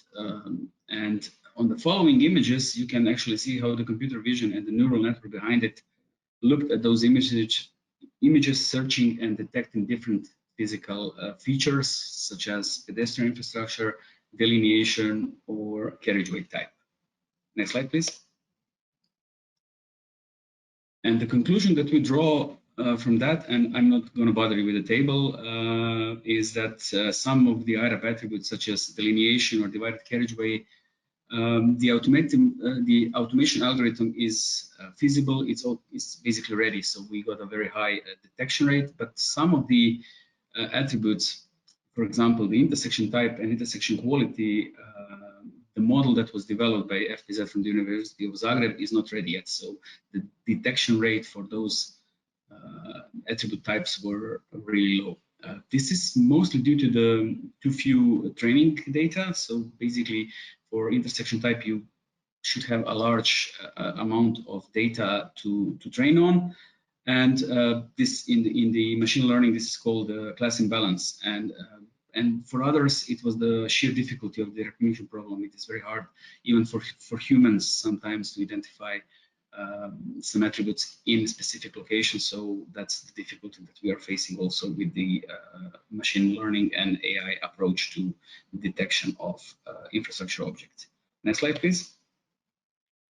That would basically be all. And I thank you for your attention, and please let me know if there are any questions. Marco, thanks very much. It's great to see some of these tools coming together to allow us to do rapid collection of iRAP data. Some good progress and some really promising work, so thank you very much. We have a couple of questions coming in, and we will get to some of those towards the end of the session. Perhaps not as many as we had hoped for, but we will make sure that there are responses to all questions, if not verbally here today, then certainly by email later on. We're now going to make a shift in topics and move towards crash data collection and hear from the World Bank. Alina Berkelo is a senior transport specialist with the World Bank Global Road Safety Facility, where she manages the Bloomberg Philanthropies Initiative for Global Road Safety. Prior to that, Alina had road safety and worked on road safety efforts right across the Asia Pacific area, working with governments at the national, municipal and local levels. Alina has served as the personal advisor on road safety to the Prime Minister of Romania and has a PhD in civil engineering specialising in road safety. Alina, welcome. Thank you so much, David. It's a pleasure to be here with you today. So yes, indeed, my presentation is shifting a bit the topic, and I think it might also respond to some of the questions, specifically on how we convince some authorities on the need of good data and how do we do that. So and the tools available. And just to start, I think in order to understand why road crashes happen and how they can be prevented effectively, crash data are perhaps the most important source of information, but for informed decision making, crash data alone are not enough, as we've seen also from previous presentations. And even more important, having accurate road safety data is the key to taking informed road safety decisions. For example, some examples of road safety data are exposure and factors, performance indicators, interventions implemented, and their cost. The key is that without good quality road safety data, it is difficult to identify key problems and make informed and powerful investment decisions. And there are some core activities that enable us to collect road safety data. And these are presented in the graph showing on your screen. And it is well known that sometimes authorities do not have the capacity to undertake all these steps and keep a close track of all road safety data. And this applies not only to low and middle income countries, but also to some high income countries. So it is in everyone's best interest to come up with easy to use tools and clear guidelines to assist those in need.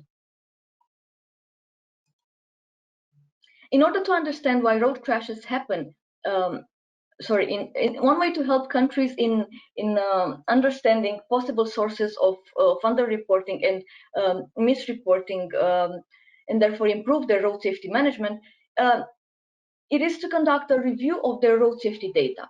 And the scope of this review would be to identify weaknesses, but also strengths where they are, of their current process and propose possible measures for improvement. And an efficient way to conduct this type of review, as experienced by International Transport Forum, ITF, and also World Bank, is to visit a country, meet with the people involved at different stages in the process of road safety data collection, analysis, and use, and assess the efficiency and effectiveness of road safety data management. With this in mind, ITF and World Bank, with funding from UK aid through the Global Road Safety Facility, prepared a set of guidelines for conducting road safety data reviews in a country. The present guidelines, planned for official release soon, hopefully in a couple of months, aim to support road safety data experts undertaking in-country data reviews following a very simple step-by-step process. This common methodology will help reviewers to prepare for the visit, to structure their interviews and observations, and to report on findings and recommendations for improvements. At the same time, these guidelines will help harmonize road safety data reviews across countries and regions, and the results of these in-country reviews will support the work of regional road safety observatories. A very important aspect for these guidelines is to assist the reviewer identify gaps between the best international practices and what is reported by the country's institutions as being done. More importantly, the reviewer should confirm whether the official procedure is also implemented in practice. The situation is represented in the figure showing on your screen, and I do hope we'll be able to review these guidelines when they are available, as you'll find all the relevant information there. But basically, just to explain a bit why we have those 7 areas and what do they represent. Basically, the reviewer should situate each aspect of the road safety data system in one of the areas you can see on your screen in the diagram and adopt the recommendations accordingly. Area 1, basically this is the ideal situation. If this is the case when you do a review in a country, you just give a certificate of conformity and congratulate the government for being in that in this status. Area 2, for example, the stakeholders know what must be done and also say this is done, but the reviewer says the actual practice differs from the official declaration. So this means we need to really keep, whenever we do an in-country review, we need to keep a certain objectivity, and make sure that we report correctly. For Area 3, for example, those in charge do not fully understand whether their practice is sound, and the reviewer needs to investigate why this discrepancy exists, present what is done as good practice, and insist that it should be kept, revised, or increased. For Area 4, this is the real area for progress, meaning that it is not done, neither declared nor in practice, yet deemed essential. For the rest of the areas, basically, in practice, other actions are undertaken, although these are not part of the official procedure and their purpose is not clear, and they might commit resources that could possibly be invested more usefully. Finally, the reviewer should strive for full implementation of the necessary procedure that leads to data conforming to international standards. The review therefore focuses on the implementation of the necessary actions to achieve that goal. I do hope you'll be able to access this guideline very soon. This was done based on our experience working in Cambodia, and through that experience, basically, we're able to prepare these guidelines, which can be easily applicable in all countries and have a series of annexes, questionnaires, and a very, very clear step-by-step process to assist reviewers.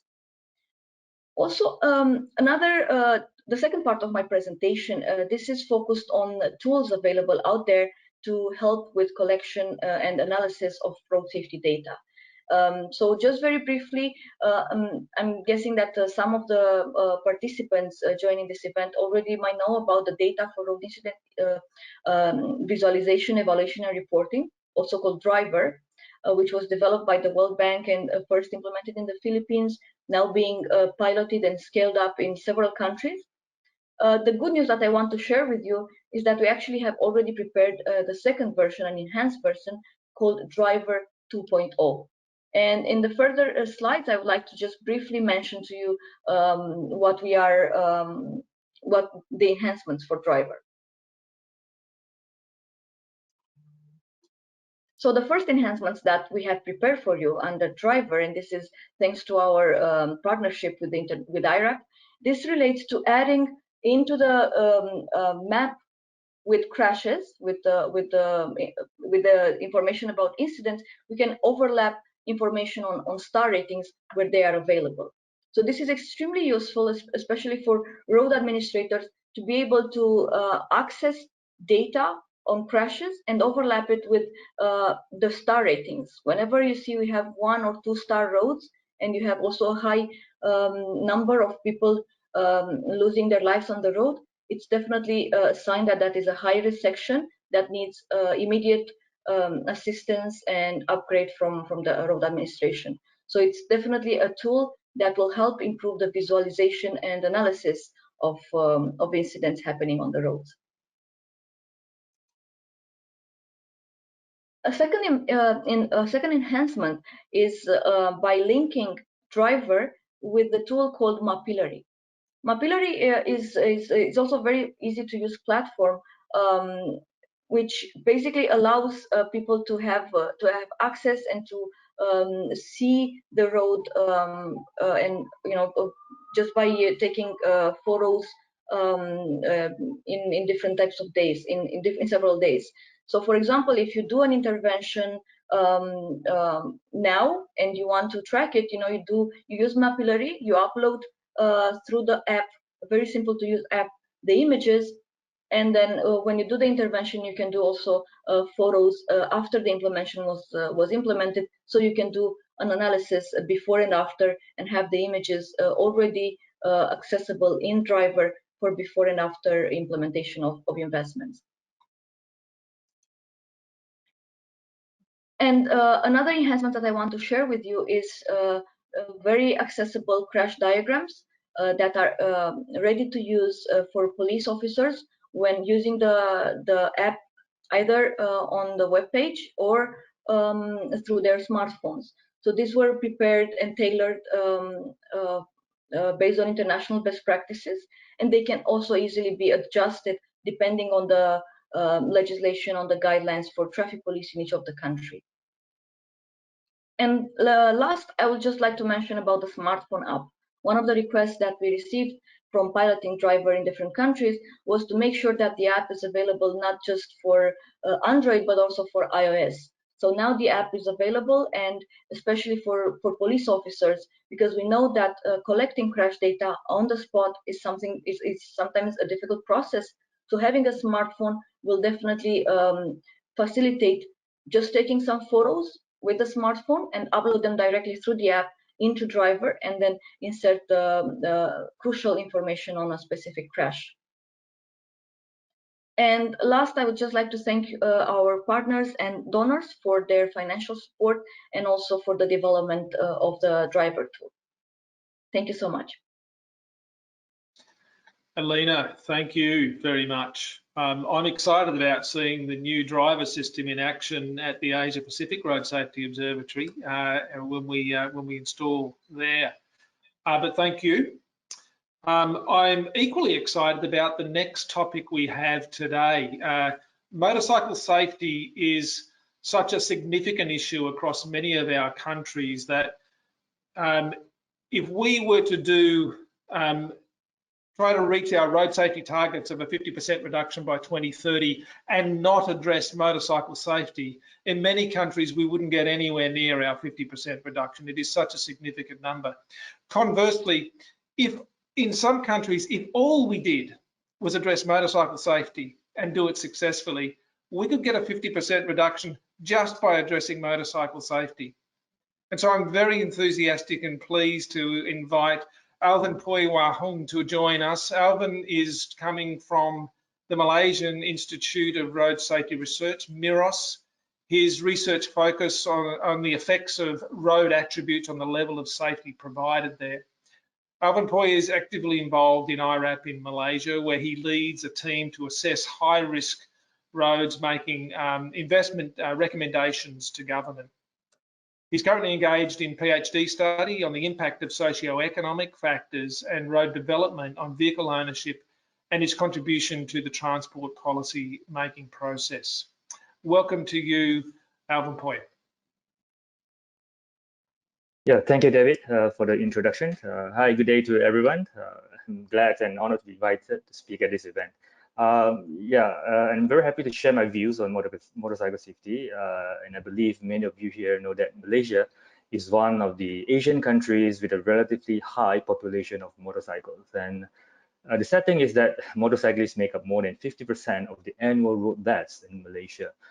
And so I would like to dedicate this session to highlight some thoughts about how we are taking the evolution of data and making recommendations to reduce the risk of motorcycle crashes, particularly on high mobility roads. Next slide.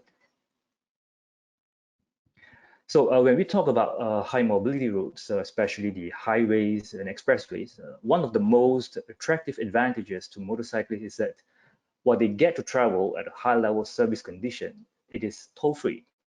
So many of these high mobility roads run parallel to the local roads, allowing motorcyclists plenty of access points to switch paths within the road network. This created high travel demand for using high mobility roads, as they generally provide a better experience in terms of speed, interruption due to congestion, and cost. But the only disadvantage, I would say, is obviously the increased risk of crashes, as these roads are not designed for two-wheelers. In other words, we are actually enticing motorcyclists to use the facilities, but leaving them to take care of themselves by all means. Next slide. Over the years, we are seeing more and more high mobility roads in the country, which is, of course, a very normal development process in any developing countries. In Malaysia, we allow motorcyclists to use these roads. However, it's interesting to see that the growth of motorcycles ownership is slowly reducing compared to cars. Nevertheless, we continue to see a rising trend in motorcycle deaths in the country. We know that we have put in many intervention programs to minimize the risk of injuries among motorcyclists, and yet the trend showed little or no significant reduction. Next slide. A simple analysis like this provided us a very strong justification to focus our attention on high mobility roads. And this confirmed our hypothesis that motorcyclists are indeed attracted to use high mobility roads if given a choice, despite the high risk that they're exposed to. So shall we put a stop to building more high mobility roads? That's a very tricky question for every country to answer, especially developing countries, as we need these roads for economic growth. Next slide, please. But interestingly, I found a study using panel data for 25 countries showing that motorcycle deaths will rise and then fall as income level grows, which follows what we call the Kuznets curve, okay, the inverted U curve. So indicating the potential of addressing motorcycle deaths when the relevant intervention programs are in place. And more importantly, the commitment by the government as well as a strong political will. These give us some guidance, or I would say a motivation to do the necessary and see a reduction in the number of motorcycle deaths. Next. But the problem is we are not sure when will be turning point happening for Malaysia, as there are many factors influencing the impact of the interventions. For my personal view, I would like to do something with high mobility roads, which I believe will give a very significant impact on motorcycle safety. So now we have three options to consider. First, should we limit the growth of high mobility roads? Well, it is quite, I can say, a radical policy for a developing country to consider. Or second, to ban the use of motorcycles on these roads, which is practiced in some countries with high population of motorcycles. And third, to make these roads to be safer for motorcycle use, which for the past 2 decades we have been doing that. Next slide, please. So in order to make the most of what we are investing, we started to focus on addressing motorcycle deaths in the urban areas, as data shows an increasing trend in the proportion of fatal injuries in urban areas. Unfortunately, some may term this as flip-flopping on our interventions, but I would say that we are looking at the evolution of data and making the best recommendations. Yeah, next, please. So I believe that decision makers, especially the engineers, should not be having difficulties in making life and death decisions because of subjective or incomplete information. Optimizing resources in life-saving investment, especially for the benefit of road users, can be done in a very innovative way, as what the iRAP has been pushing for.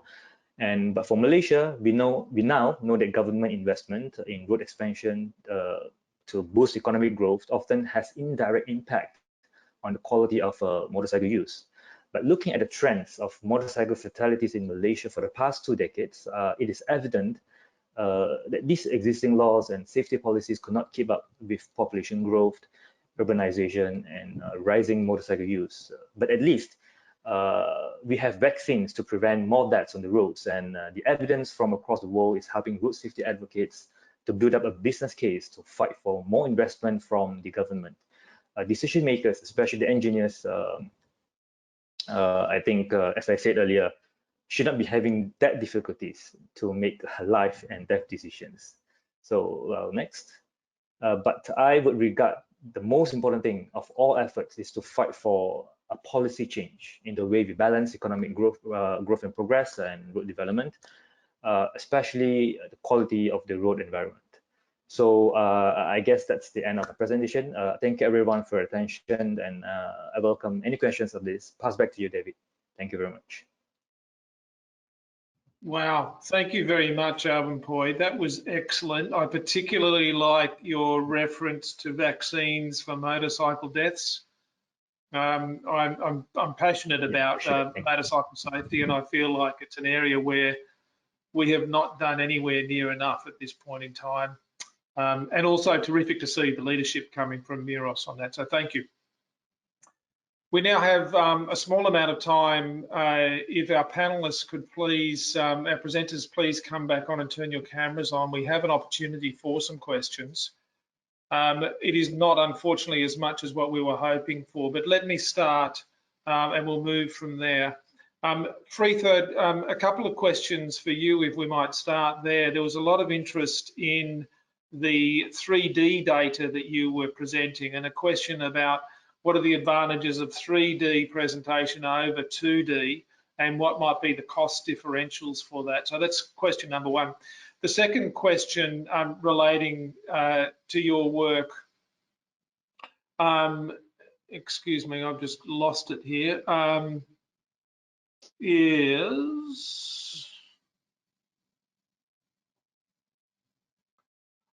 yes, this is a very curious question actually. How is your agency defining a digital twin for infrastructure, and are there established guidelines for this? If you could please do your best with those couple, that'd be very interesting. Thank you. Yeah, thank you.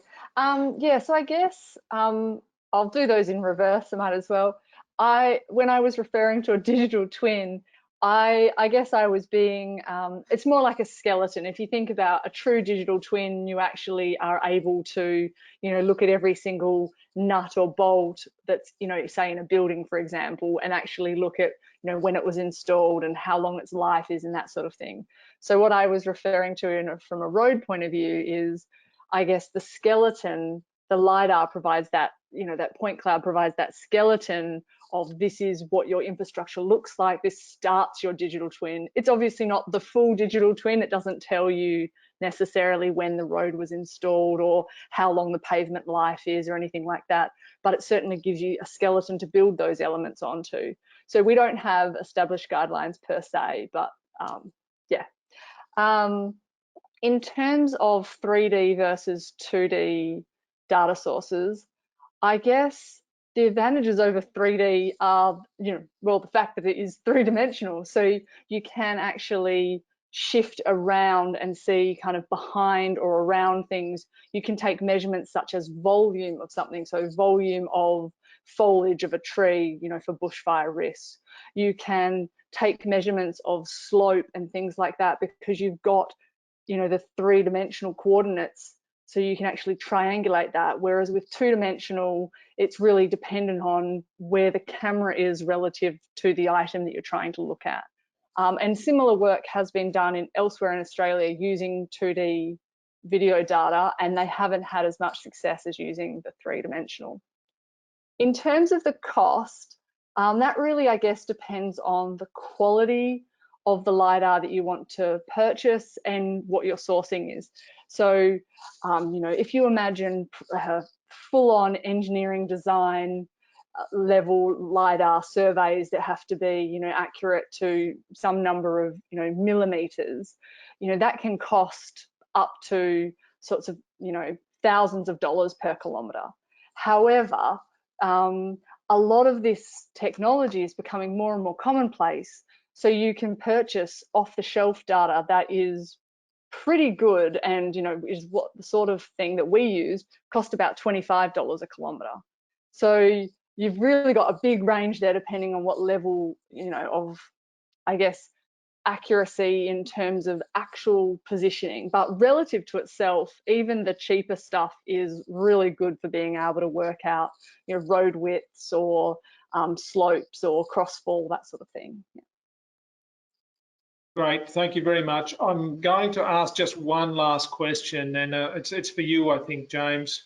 Let's move as quickly as we can to respect the speakers to come. The question actually is that because of cultural and behavioural differences across countries, how do we build this into the iRAP analysis and methodology? For example, the way that people might simply walk along roads or cross roads in random locations and ways.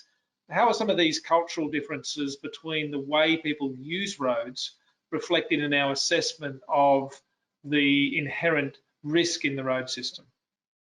Brilliant. Thank you very much for the question.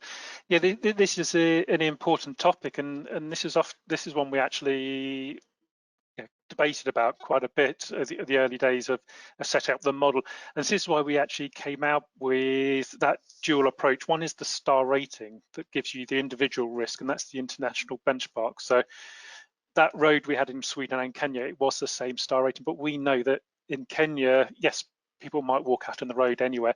And this is where actually the fatality estimation comes in, and that reflects that you've got very different culture there, you've got very different behavior, different vehicle fleets, different maintenance of that fleet, and seatbelt wearing, etc., etc. So very much so, I think the two have to be used very much in harmony. The star rating as the policy target, but actually the fatality estimation helps steer what you're going to build and where you're going to build and how effective it could be. Okay, thank you very much, James. And we will call it a close for the session at that point. Can I thank our speakers for your contributions? I congratulate you on the work that you're doing and thank you for your presentations today. Alessandra, back to you.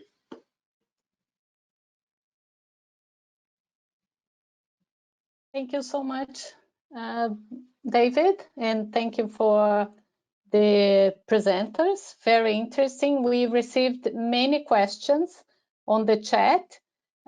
We'll just ask everyone that will send these questions on, or we'll post on our website, and you'll see all the answers from the panelists. We'll just need a few days to conclude and answer all of them, but thank you very much for interacting with us on the chat.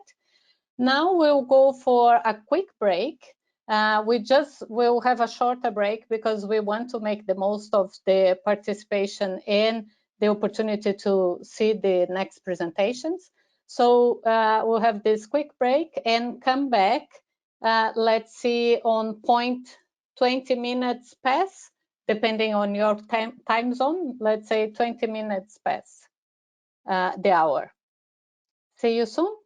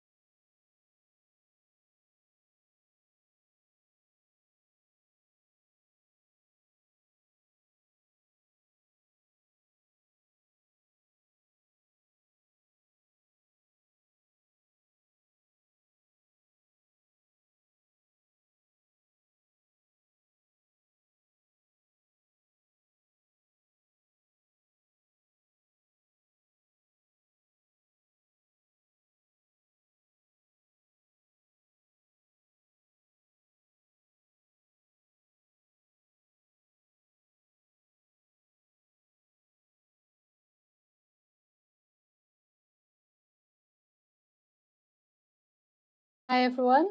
One more minute and we'll restart. You can start setting yourself to restart. We'll have our next session, next and last session.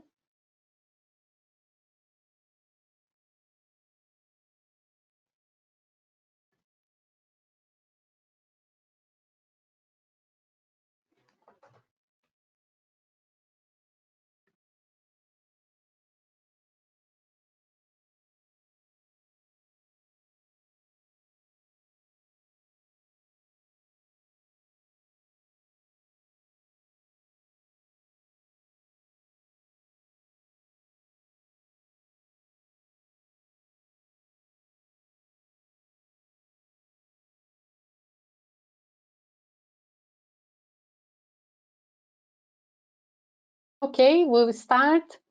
Our last session today is how could big data change the game for road safety?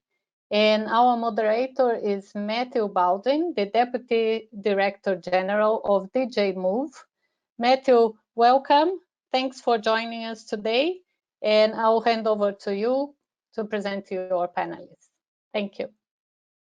Delighted to be with you, and a great pleasure to be with you for, my camera seems to be pointing in a strange direction, I'll switch that round, to be with you for iRAP 2021, Innovation 2021. Hope you can see me now. Little ad hoc adjustment there. And got the finest group of speakers you could ever wish for, ladies and gentlemen, to close out our discussion this afternoon. We're going to be hearing from Monica Oislakis and Andrei Logman from iRAP. We'll be hearing from Alexandra Santecru, who of course is with ITF. And last but not least, we'll be hearing from Holly Krambeck, who is of course at the World Bank. This is a great topic to be closing out our discussion with today, because our sense here in the Commission is that big data has a wealth of potential that we are not yet fully exploiting for road safety. Our take on this is we need to create new partnerships with vehicle manufacturers for sure, but also partnerships with the infrastructure community. On the vehicle side, of course, we're looking, I think, increasingly in the future at making an obligation on manufacturers to provide data on the incidents. Very interesting to hear a moment ago from the World Bank on their thoughts on crash investigation. It can bring a lot of different data sources together. And of course, on infrastructure in the future, we will hope to get data generated in real time on the state of infrastructure, and for managers, the maintenance and generating, I think, beyond safety, the overall resilience of infrastructure, and make investment needs a little bit more predictable. Two big shadows for me hanging over this discussion. Firstly, big data means big resources for public and private sector alike. We have to think a way of managing that. There's no point generating gigabytes of data if we don't have the resources to look into that data and to manage it effectively. And secondly, let's not build 1,000 flowers here, folks. We need, as far as possible, common methodologies, including for evaluation as we move forward. We have very little time, so I won't waste any more of it with my ramblings. Let's go straight on to the first presentation, which will be a joint one from Monica Oislakis and Andrei Logman. If I can find the right piece of paper, I'll tell you a little about them. Monica is the Innovation and Safe Cities Specialist at the International Road Assessment Program, iRAP. Of course, she's working on a range of international projects, such as the Bloomberg Initiative for Global Road Safety. Andrei Logman is the Global Technical Development Manager at iRAP. He has 10 years of experience in the IT sector, in areas such as the development and management of high-load projects in the fields of commerce, fintech, blockchain, and medtech. Monica and Andre, over to you. Thank you, Matthew. So, thanks to Matthew for that great introduction. Today, my colleague and Andre and I will be talking about AIRAP and the vision for the future. If we could have the next slide, please. So as James Bradford explained in his earlier session, AIRAP is simply not about data. It is about evolving road safety assessments to a new level that are capable of achieving the road safety targets of halving road fatalities and serious injuries this decade. The two key parts that enable the rest to happen is the ARAP accreditation and the data platform. So that's what we'll be focusing on today. Next slide, please. We know the potential game changer that harnessing new and emerging data sources for road safety could be, but it does bring with it challenges around consistency, reliability, coverage, and comparability. For example, is line detection from a vehicle the same as that's detected by video data, for example? So different data sources, also vary in how road data is made available. We know that some types are readily available. There's a lot of traffic speed and flow data out there that would require a minimal amount of effort to convert it for application in a road safety assessment context. Other source data may be readily available, such as the images of the LiDAR data that's being used in Western Australia, for example, but the effort to convert it is much higher and requires sophisticated processing. And in these cases, it would be converted basically for a specific use and roads and networks required. The last type is similar to our current processes where data is gathered on demand. So currently, cameras are fitted into vehicles and those vehicles drive the roads. But in this process, it would utilize more efficient and automated data processing, so hence speeding up the process and reducing costs in the process. Next slide, please. But as Matthew said, quality and reliability of data is key. The iRAP accreditation process has been established to enable better use of this data for road safety globally. The accreditation ensures data meets iRAP specifications, and it also makes clear if the reliability of the data differs for different road types or area types, and if so, how, as well as the geographic availability of the data. This won't just make data readily available for road safety, but it will also make it much easier for other applications as well, such as integrating or using this data within road asset management and measuring road safety indicators. Next slide, please. And Andre, if you want to take from here. Yes, I would like to just give an overview of the current situation that iRAP has established network of, I would say, a wide network of partners in presence of more than 100 countries. Existing stakeholders in majority are road authorities. And network is not really regulated and decentralized in which partner bears the burden of establishing new contacts, new development, and support those contacts and projects in the future. Relationships are often not structured at all, and iRAP often plays the role of assistant and the link between establishing contacts and creating new projects and participating in them.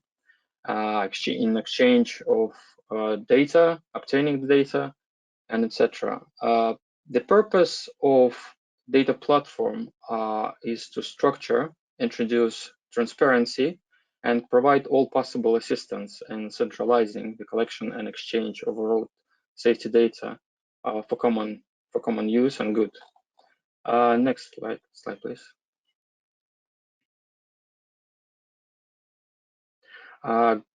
With the emergence of new opportunities for the use of road safety data, we see a significant emergence in the new markets interested in participating in the development of a new approach dealing with the data. We can say that growing markets are not only local governments and international governments. It's mostly a commercial sector, such as insurance sector, logistics, fleet management, road user devices and services. All this gives us opportunity to revise the existing model of relationships and apply a structural approach, which allow all participants to move to a new level. The solution is centralized data platform that will help improve the relationship between participants, acting as an honest broker and ensuring the quality of the data provided through accreditation and quality assurance, establishing a new benchmark, which was mentioned previously by other speakers. And if we can move to another slide, please.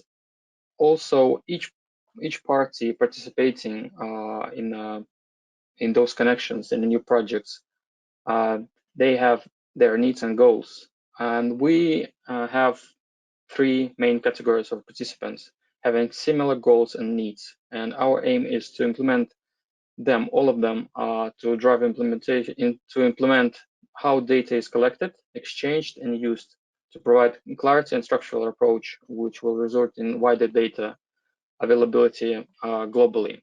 As you see on the slide, we have main categories: data suppliers, service providers, and data consumers. And all of these 3 categories can participate in a centralized platform and fulfill their needs. And we can bring data availability and data quality to a new level. And back to you, Monica. Thanks, Andre. So this slide shows the ARAP vision and journey. We are currently somewhere on the left with data for a few and single and connected road attributes that are proven and that we know that we can collect and verify, or rather the data providers can collect and verify. But this gives us the ability to supplement conventional road assessments. It also allows us to derive simple road safety indicators, and these will be supported by the data platform that Andre was just talking about then. Within the next few months, ARAP data providers will have achieved groups of priority attributes, thanks to the possibility of a number of projects that you'll hear about as part of this innovation workshop.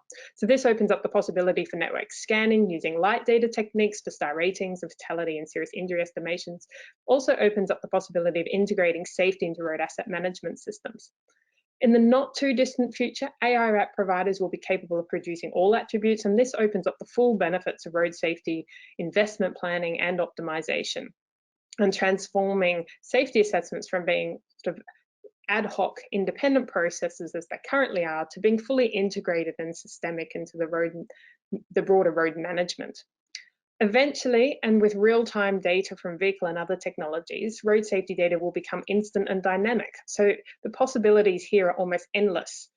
It's where the intersection of road user devices for navigation or inbuilt vehicle feedback can help inform driver behaviors and mode choice.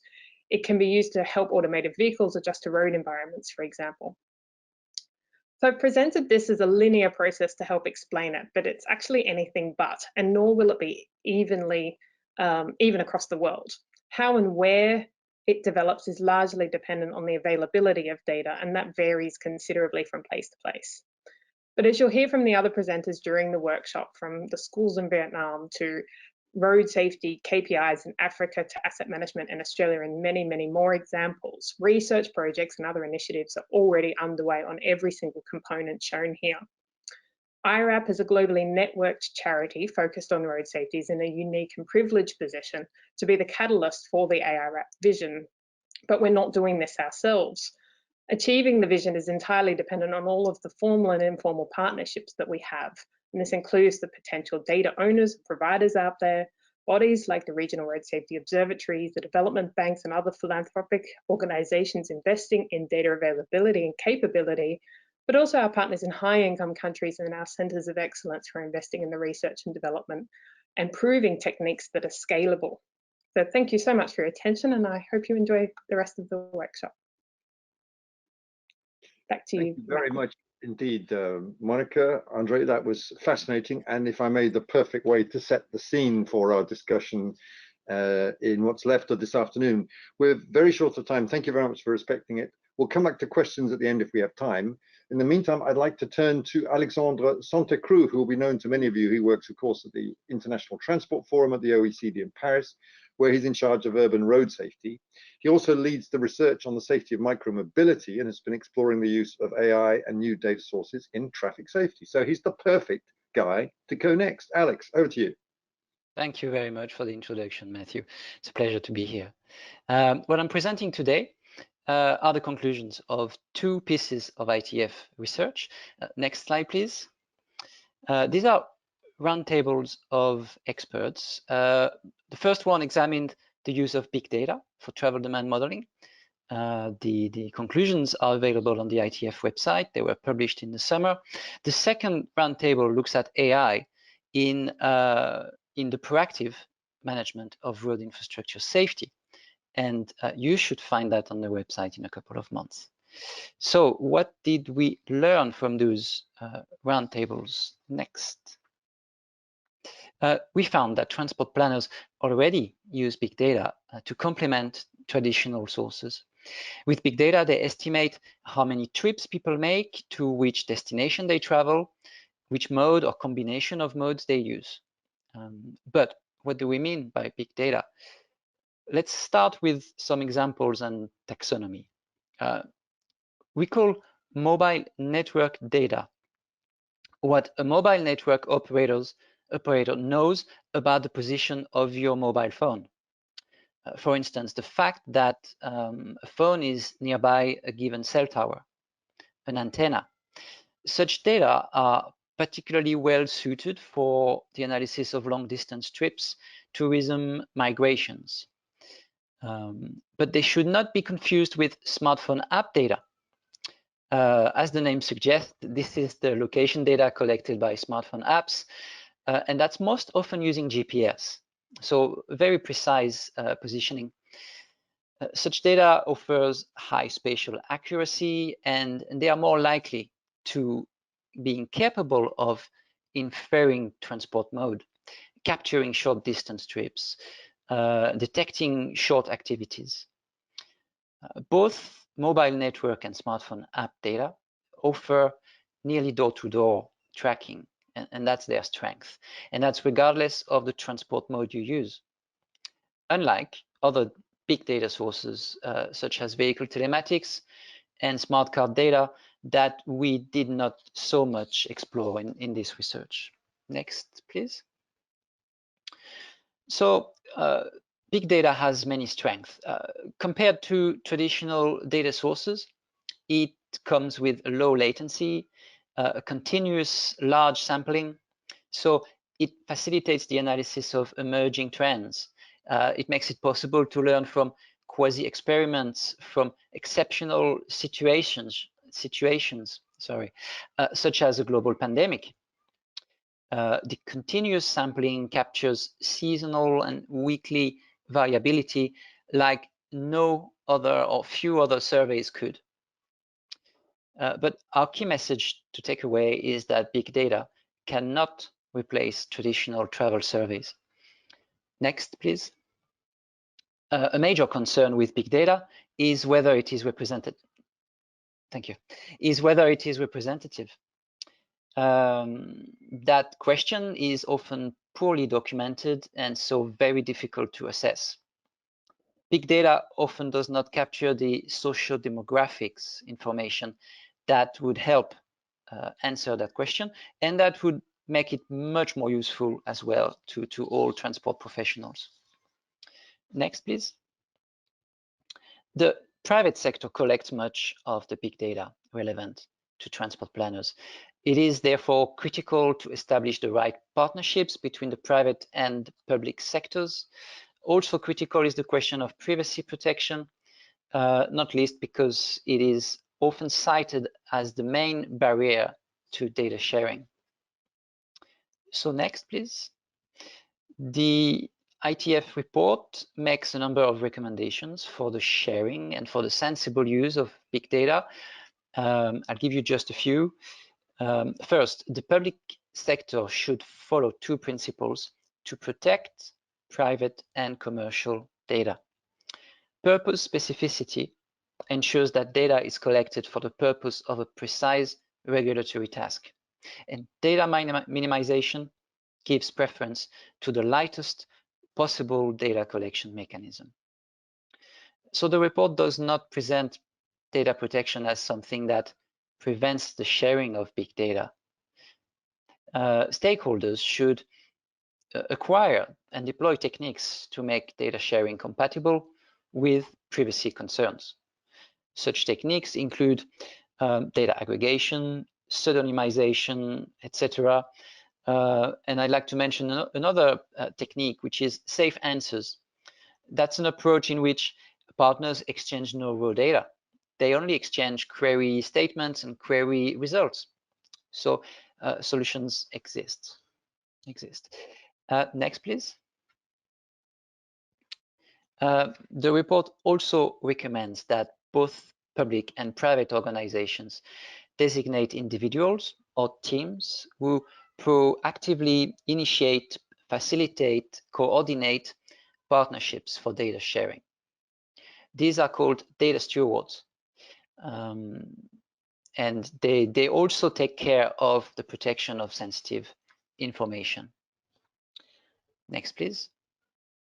In the second ITF roundtable I mentioned, we looked at AI for the proactive road infrastructure safety management. As you all know, computing power is available for AI.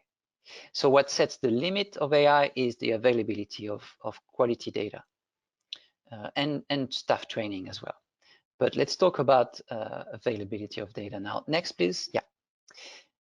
Some of the most precious data for risk prediction is held by the automotive industry and is referred to as floating car data. It includes indicators of traffic volume, traffic speed, incidents where active safety systems are engaged. Think of advanced braking system, for instance, ABS, just to mention one. And so this is really valuable. I mean, experts consider those three examples as some of the most valuable data streams for risk prediction. Next, please. So our draft report makes recommendations for the use of AI, and I'd like to share the ones that relate to data sharing. So next. We recommend that all stakeholders stimulate the growth of a competitive, diverse, and transparent market for data that comes from not only vehicles, but also telematics, smartphone apps, what else? Any other service providers. So governments should acknowledge that industrial partners need incentives, and monetization is one, to lift the barriers to data sharing, to cover some true costs, to develop innovative data products. So the collection of road asset data using computer vision that we have seen many examples of today is a very good example of such advanced data products for which monetization seems obvious. In addition to developing this market, governments should define a minimum set of data for all vehicle manufacturers to report in an anonymous, standard, and aggregate format to facilitate the elaboration of strategies for proactive road safety. Such a minimum set of data could include the things I mentioned earlier: volume, speeds, ABS engagement, AEB engagements, etc. So setting the precise governance aspects for this is not straightforward. That should at least involve the data protection authorities, the road transport authorities, academia, and businesses. And I'll stop here in the hope there is some time for questions. Thank you. Brilliant. Thank you very much indeed, Alex. That was absolutely masterful, and thanks for sticking to the time. I think that there's such richness in this presentations that our moments to discuss together are going to be precious. I'm told that we can go on until 4, so I hope that everyone can stay with us for just a little extra time. Our last but not least speaker this afternoon is Holly Krambeck, who is a program manager for the World Bank's Data Lab. She founded the Development Data Partnership, which is a partnership between international organizations and companies, facilitating the responsible use of third-party data in international development. So it's a perfect complement to what Alex was saying. We have the capacity, but here's the problem, and here's how to do it. Over to you, Holly. Great, thank you so much. I really appreciate the chance to be here. I'm going to present the data opportunities by going through the 3 basic questions we have when planning road safety interventions. Next. The first question is, where and when are the crashes? Next. We can answer this question with official data, which can range from handwritten notes to a national cloud reporting system such as Driver, which Alina presented earlier. But official data can often contain gaps. Next. To supplement or validate official data, we have had teams at the World Bank work with alternative technologies and data. For example, we've leveraged crowdsourced direct observations, such as a team who worked in Nairobi using Twitter and Waze user reports to supplement official crash data. We've also used indirect observations derived from changes in traffic patterns through data available from companies such as Mapbox and Uber. Next. Once we know where the crashes are, we will want to know where we should target our investigations for interventions. Next. This could be done with just crash data, which is handy for identifying how high frequency crash locations change throughout the day or over the course of the week, such as this diagram from Cebu. But the volumes, I think as Alina had mentioned in her presentation, and volumes can be collected by hand, or better by applying computer vision techniques on drone or satellite imagery, and then combining the results with traffic speed to develop a volume model. So this way, it's a little less manual effort, and you can have continuously updated volume data to supplement just the crashes. Next. So after the, and then after the initial identification of the potential black spots, we will want to collect additional information about their geometries, the street architecture, and other features. This can be done by a field survey or where time and resources are limited, satellite and street view imagery, such as the free street view imagery capture platform offered by Mapillary, which was mentioned earlier. Next. And then finally, when the location of crashes and black spots are known, we really want to know where and when the next crash will occur. Next. This one is particularly exciting because through prediction, we can get fancy, like planning for more flexible emergency response. And there are so many new sources of data we can build into our models that were not readily available just a few years ago. Here, I've listed some examples that we've used in our own work at the World Bank. So for identifying road geometries, widths, and pavement types using satellite imagery from companies like Maxar or Planet. For generating traffic speeds, we've worked with Mapbox as well as TomTom, which iRAP has also worked with. For traffic volumes and doing automated counts using computer vision, we worked with Orbital Insight. For applying micro-weather data, this is historical, current, and forecast weather at a very granular level. We've worked with Tomorrow.io and Aware. We've had a team look at the impact of the position of the sun on crashes on a main corridor in Manila. And we've also looked at concentrations of land use using Google Maps, as well as distractions such as billboards using Mapillary Street View imagery. Next. So the big question is, with all of these marvelous data sources, how can we acquire them to answer these three questions? Next. Before we get into that, I should note that from a practitioner's perspective, there are quite a few challenges to working with private sector data, namely first, finding the data. Maybe you knew about all these sources I just presented, maybe some of them are new. How do you know what's out there to meet your needs? And then two, once you find the data sources you would like to use, it is not easy often to get the rights to use the data. It is often a complicated legal negotiations process. And then once you've secured the rights to use the data, how do you receive and store them, particularly if they're very large? That is especially the case with geospatial imagery and remote sensing. And then how do you process and analyze these data? It requires, in some cases, significant technical expertise that a transfer engineer does not always have. And then how do we responsibly interpret the results and communicate those to all of our stakeholders? And then finally, the most important part, how how, as an international organization, which is where I come from, how do we train our government counterparts to replicate everything we did so that they can sustainably produce these insights in the future? Next. So at the World Bank, we founded the Development Data Partnership to overcome the traditional legal, technical, and governance hurdles to data sharing. Next. And next, because we're running low on time. So I will just go through how it works so you can get a sense of what it takes, say, as a road safety observatory to set up these kinds of partnerships on your own. For us, it starts with our MOU.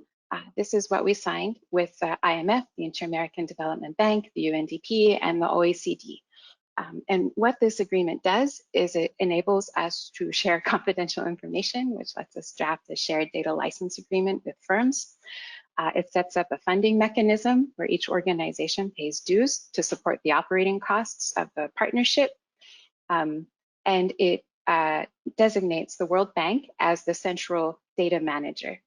And this is important because when a partner company wants to transmit data to a member, they don't have to transmit data to 5 different organizations. They transmit data once to the World Bank. We securely store these data and then facilitate access management, significantly reducing costs and mitigating security risks.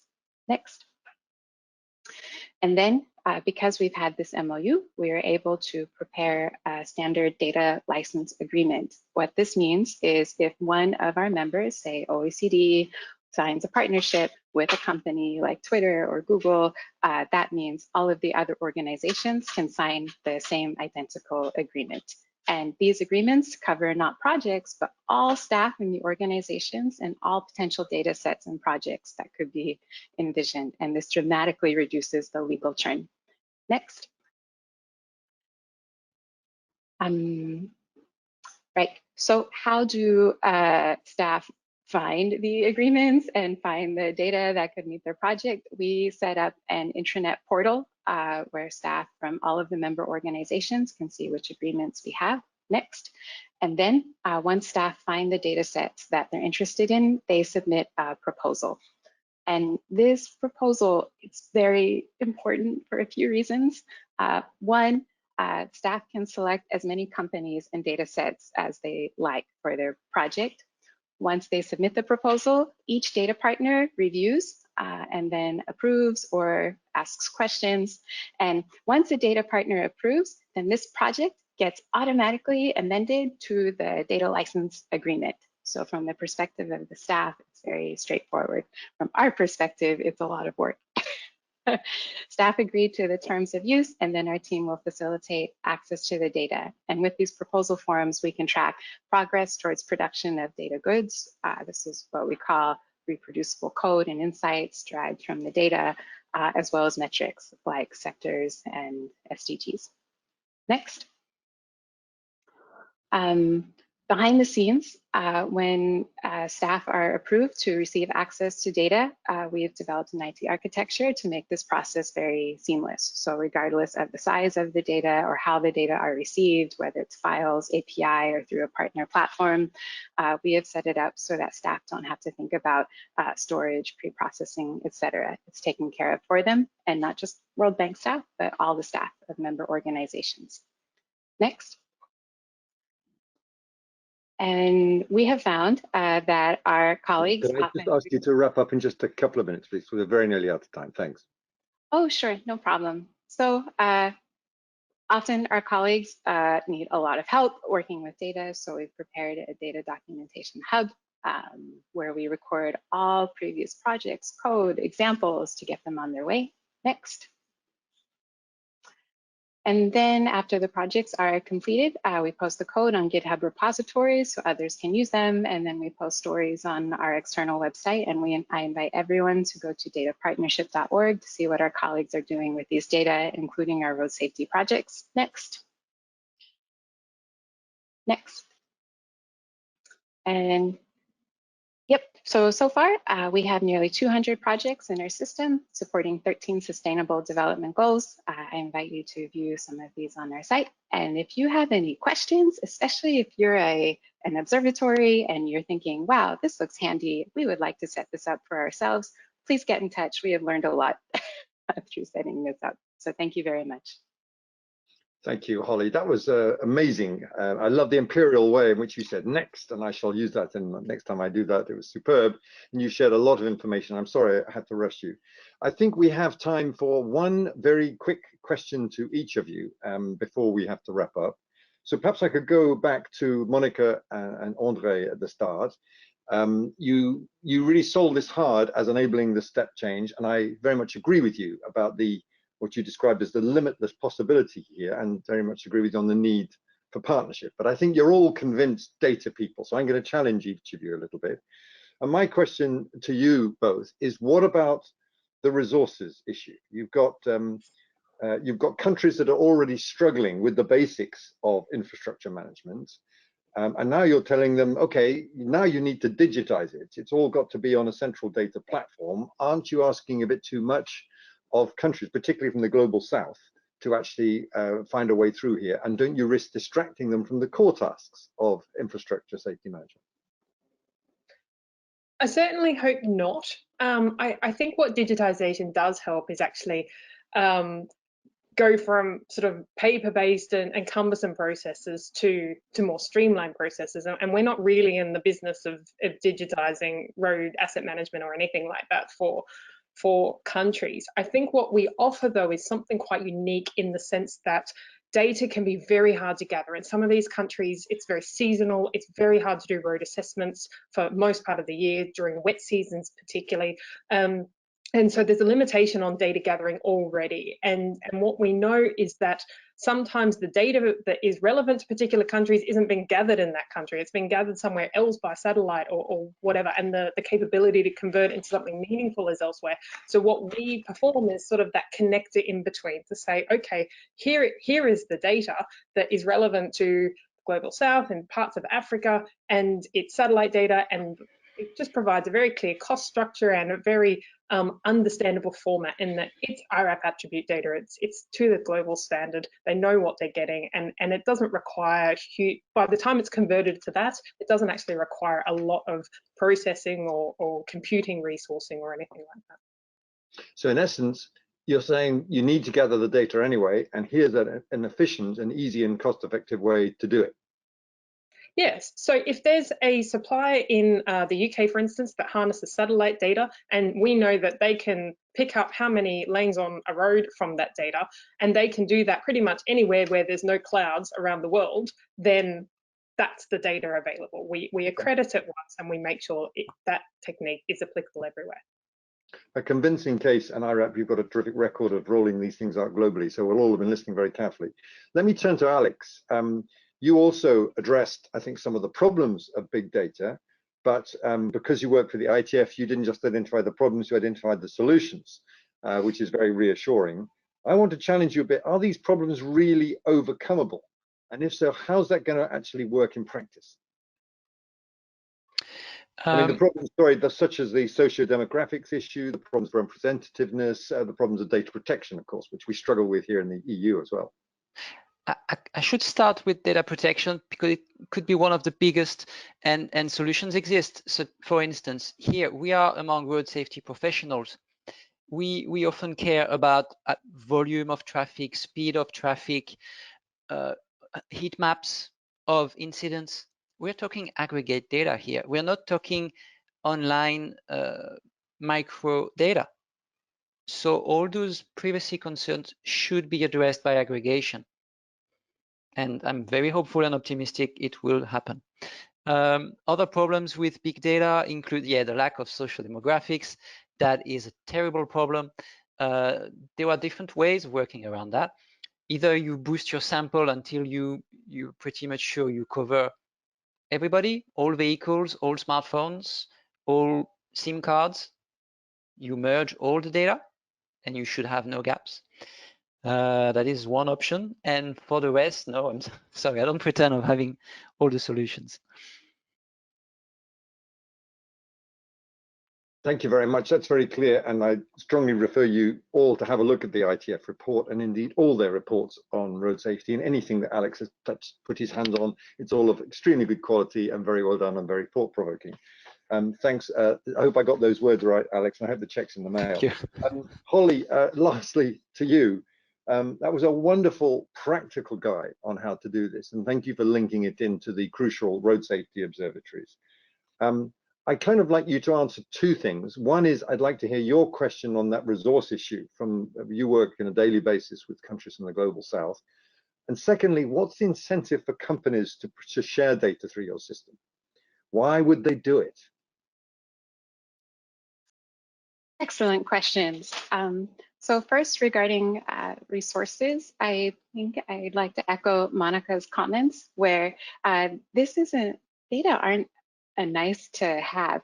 I worked in the Philippines on setting up the first instance of Driver, which was presented earlier. And we created that application because the country did not have a shared electronic mechanism for recording the location of crashes.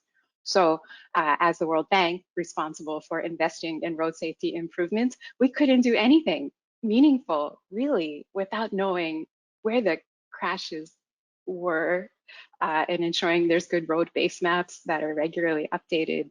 And I think it's our mission to work with countries to get to that basic level. It's not a nice to have, something that needs to be done to address road safety. And there's different levels to this. And the first level is recording crashes. And then the next is filling gaps in official records. And that's where it gets tricky because that's where it can require more technical expertise and capacity that may be available in country. And that's actually the biggest challenge, providing the training to make sure they're empowered to continue doing these themselves. Why do companies give us data for free? I ask myself that every day and I'm very grateful, but there are a few reasons. One, some of the larger companies we work with, like Facebook, Google, LinkedIn, they have established data for good programs. I think these companies are often criticized for negative aspects of the data that they collect and use, and are very eager to show positive aspects and implementations of the data they collect and use. And we have no shortage of positive use cases that these data can be applied to. But for smaller companies, this is a good business development mechanism for them, where our duty is to develop methods to show how we can use these data to improve public sector outcomes. And then we train our government counterparts on how to replicate these methods, and then the governments can license the data. With the World Bank, we're often getting very large loans, and those very large loans can be used to purchase these data. And so it's a win-win. The governments have better information to make road safety decisions, and companies have a sustainable means to grow their business and continue producing the data. Sounds like a magic secret sauce. And send me some we need some of that in the European Union as well. Ladies and gentlemen, we're out of time. This has been an absolutely fascinating discussion. We could have continued, I think, for at least an hour. But one of the tricks to working with the public is to leave them wanting more. And we've still got more than 300 participants attending, although we've overrun by 15 minutes, which I think is a sign to just how interesting you've been in your presentations. Those of you who don't know me, I'm quite an analog person, and I find myself wholly convinced and bowled over by the data proponents we've heard today. I think the best way to summarize it is, in Holly's words, it's not a nice to have in road safety infrastructure terms, it's a must have. And I'm left with the thought that this could be yet another area where by the wise use of data and through anticipating some of the problems and trying to overcome them, this could enable, particularly again, countries from the global south to leapfrog a stage of road safety development. And that's not to downplay any of the problems you've rightly identified, but you've also come up very well, I think, with solutions for addressing them. I want to thank you all. I think I'm right in saying that the presentations will be available for all of you who want to follow up, particularly the how-to guides provided by Holly and Alex and the others. Thanks very much indeed for listening. Back to you, wherever you are. Thank you very much, Matthew. Thank you. Thank you for being such a great guy. Thank you. I will Thank you, Matthew. I know you have your time short, and I will hand over now to James, who will do a quick summary of the day and wrap up with what we saw. I will ask you a few more minutes to listen to this important part as well. James, the mic is yours. Brilliant. Thank you very much, Ali. Well, we started the first day of 2021 Innovation Workshop hearing about the second decade of action plan, the need for high quality harmonized data, and the critical role the road safety observatories will play in unlocking the potential of big data to focus investment and action to save lives. Sharing knowledge and sharing success will be key to scaling at national, regional, and global levels. And today's sessions have set out the scene of how that can happen. Thank you very much to Jean Top for providing us with the keynote address, pointing out that road safety is key in achieving the SDGs. Jean then took this further, looking at the role of the new action plan that will be available in 21 days. Etienne then spurred us on to ensure that the plan is taken all the way down to the national and local levels. Likewise, he encouraged us all to keep investing in the data. Veronica made 3 key points. The World Bank has focused on quality data, especially in road safety, and working in strong partnership with the road safety observatories. And they have a key focus on innovating and collecting data to make sure it's improved in quality. Maria then hosted a novel session with representatives of the road safety observatories and emphasized their critical roles. And it's really good to hear the progress that they've already been making over the last few years. I then had the pleasure to start the second section, introducing the role that iRAP can play in making harmonized road safety data and the benefits it can bring to road safety through its many applications, whether that's in road assessments, providing data to the road safety observatories, or wider afield.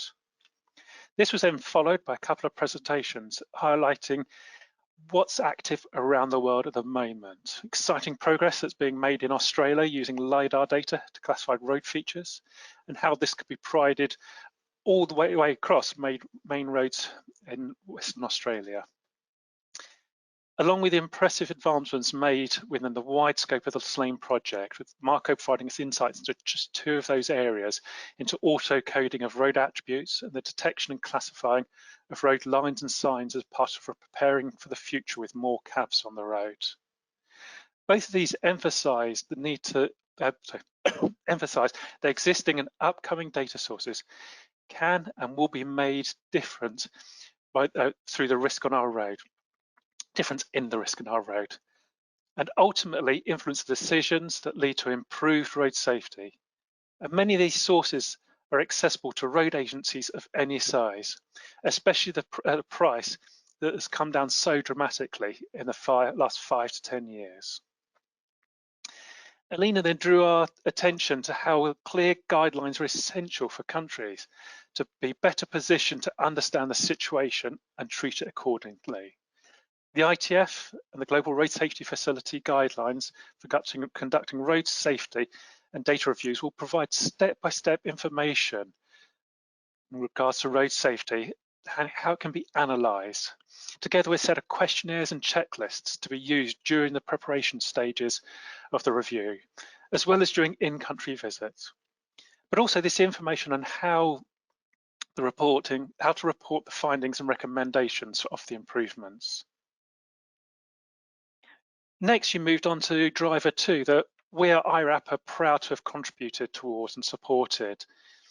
This is improving the link between police data and road administrations, and by adding the star ratings onto the same map, providing a greater level of detail on it and understanding and interrogation of that data.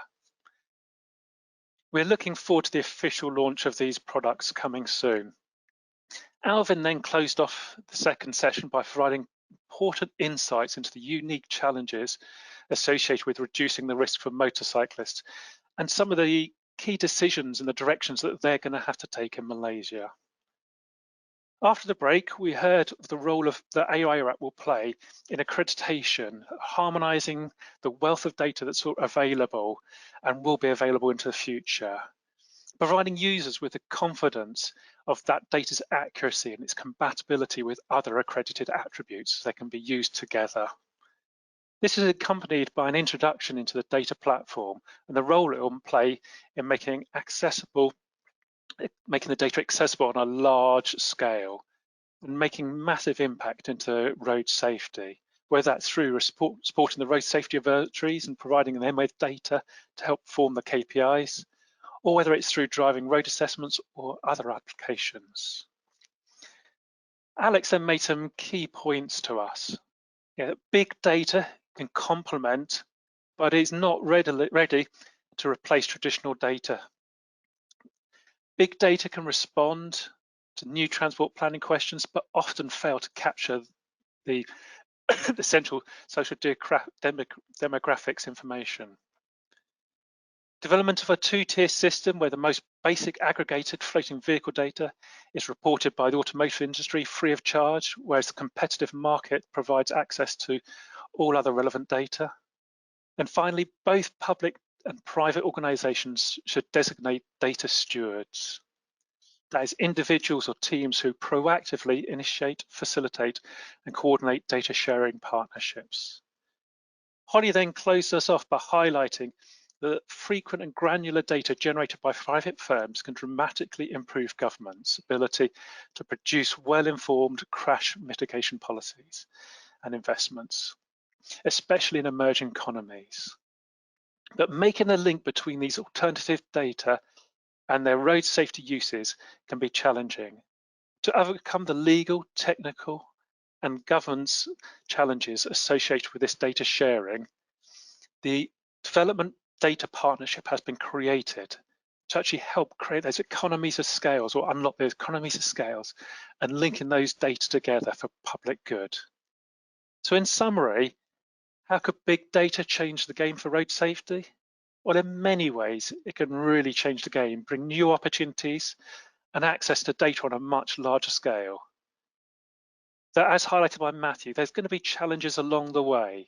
And it's only by working in partnership will we realize this and actually see a safe road system generated. Thank you very much to everybody for listening to the innovation workshop today. I strongly encourage you to come back for the second day next week. As you can see on the screen, we're going to have some really important and informative different sessions, whether it's applications of big data on road safety or telematics, or what's happening with data in the fleet and crash prediction. So I'd encourage you to come along to that next week. Can I go on to the next slide? I encourage you to stay on the line and fill out the webinar survey, provide us with feedback as to whether you found it useful or not, and how the performance was. And then finally, if we move on to the next slide, I'd like to highlight the Road Safety Observatories meeting that will be happening in November and December this year.